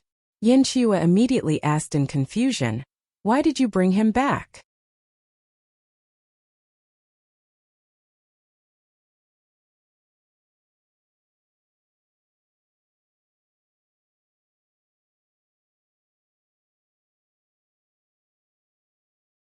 She did not mind taking care of one more person. If Fu Jingma was not, she did not need to cultivate any feelings for him. She could just send him away. Moreover, men were supposed to be more free and easy. Xiaoqing wasn't his father or mother, so how could she teach him a lesson? After dinner, the group gathered in the hall for a while. They drank some water and chatted. Kai Yingying left early, leaving Xiaoqing and Yan Hanqing to fight in the courtyard. This process did not refer to the fight between ability users. It was a physical fight. Although Yan Hanqing could not defeat Xiaoqing, he did not lose to Xiaoqing in terms of physical strength. After all, Yan Hanqing used to be the soldier king of his generation and was known as the Manchurian tiger in the 3 major military regions. After becoming a paranormal, his physical fitness had improved a lot. The two of them fought in the yard for half an hour without risking their lives, but it was still a draw. The others were watching with great interest at the door. Fu Jingma could not help but ask, "Sister Qing and brother Qing have trained before? They are very good." Gu Panpan munched on melon seeds as she gossiped with Fu Jingma. Sister Qing and brother Qing were both from the special forces.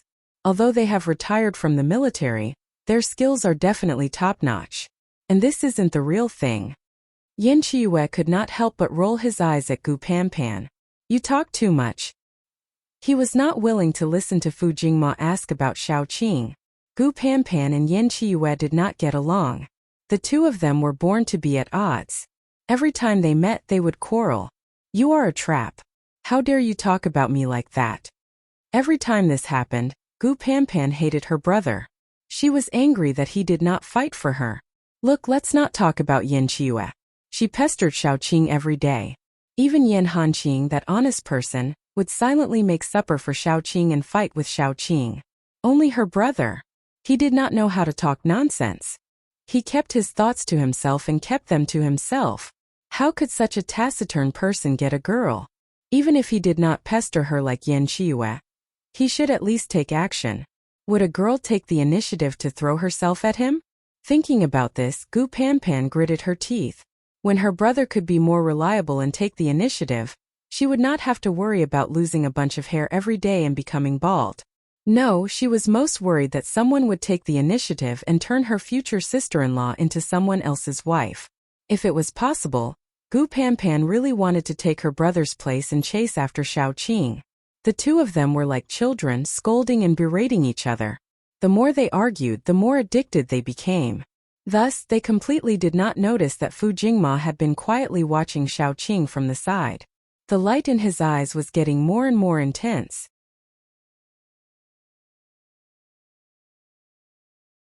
If they found out, the two of them would definitely put aside their temporary hatred and work together against the enemy. On the other side, although Xiaoqing was not sweating, she was exceptionally refreshed. She flipped her hair and tightened her loose clothes. Then she said, "Let's call it a day." Yan Hanqing subconsciously glanced at her closed collar. You're tuning into the Li Mei's Wuxia Whispers YouTube channel. We're so grateful for your support, and don't forget to subscribe to join us on this incredible journey through captivating stories. Your generosity through donations truly makes a world of difference, as it's the primary source of revenue that allows me to expand and enhance this channel for you. Thank you from the bottom of my heart for being a part of this adventure.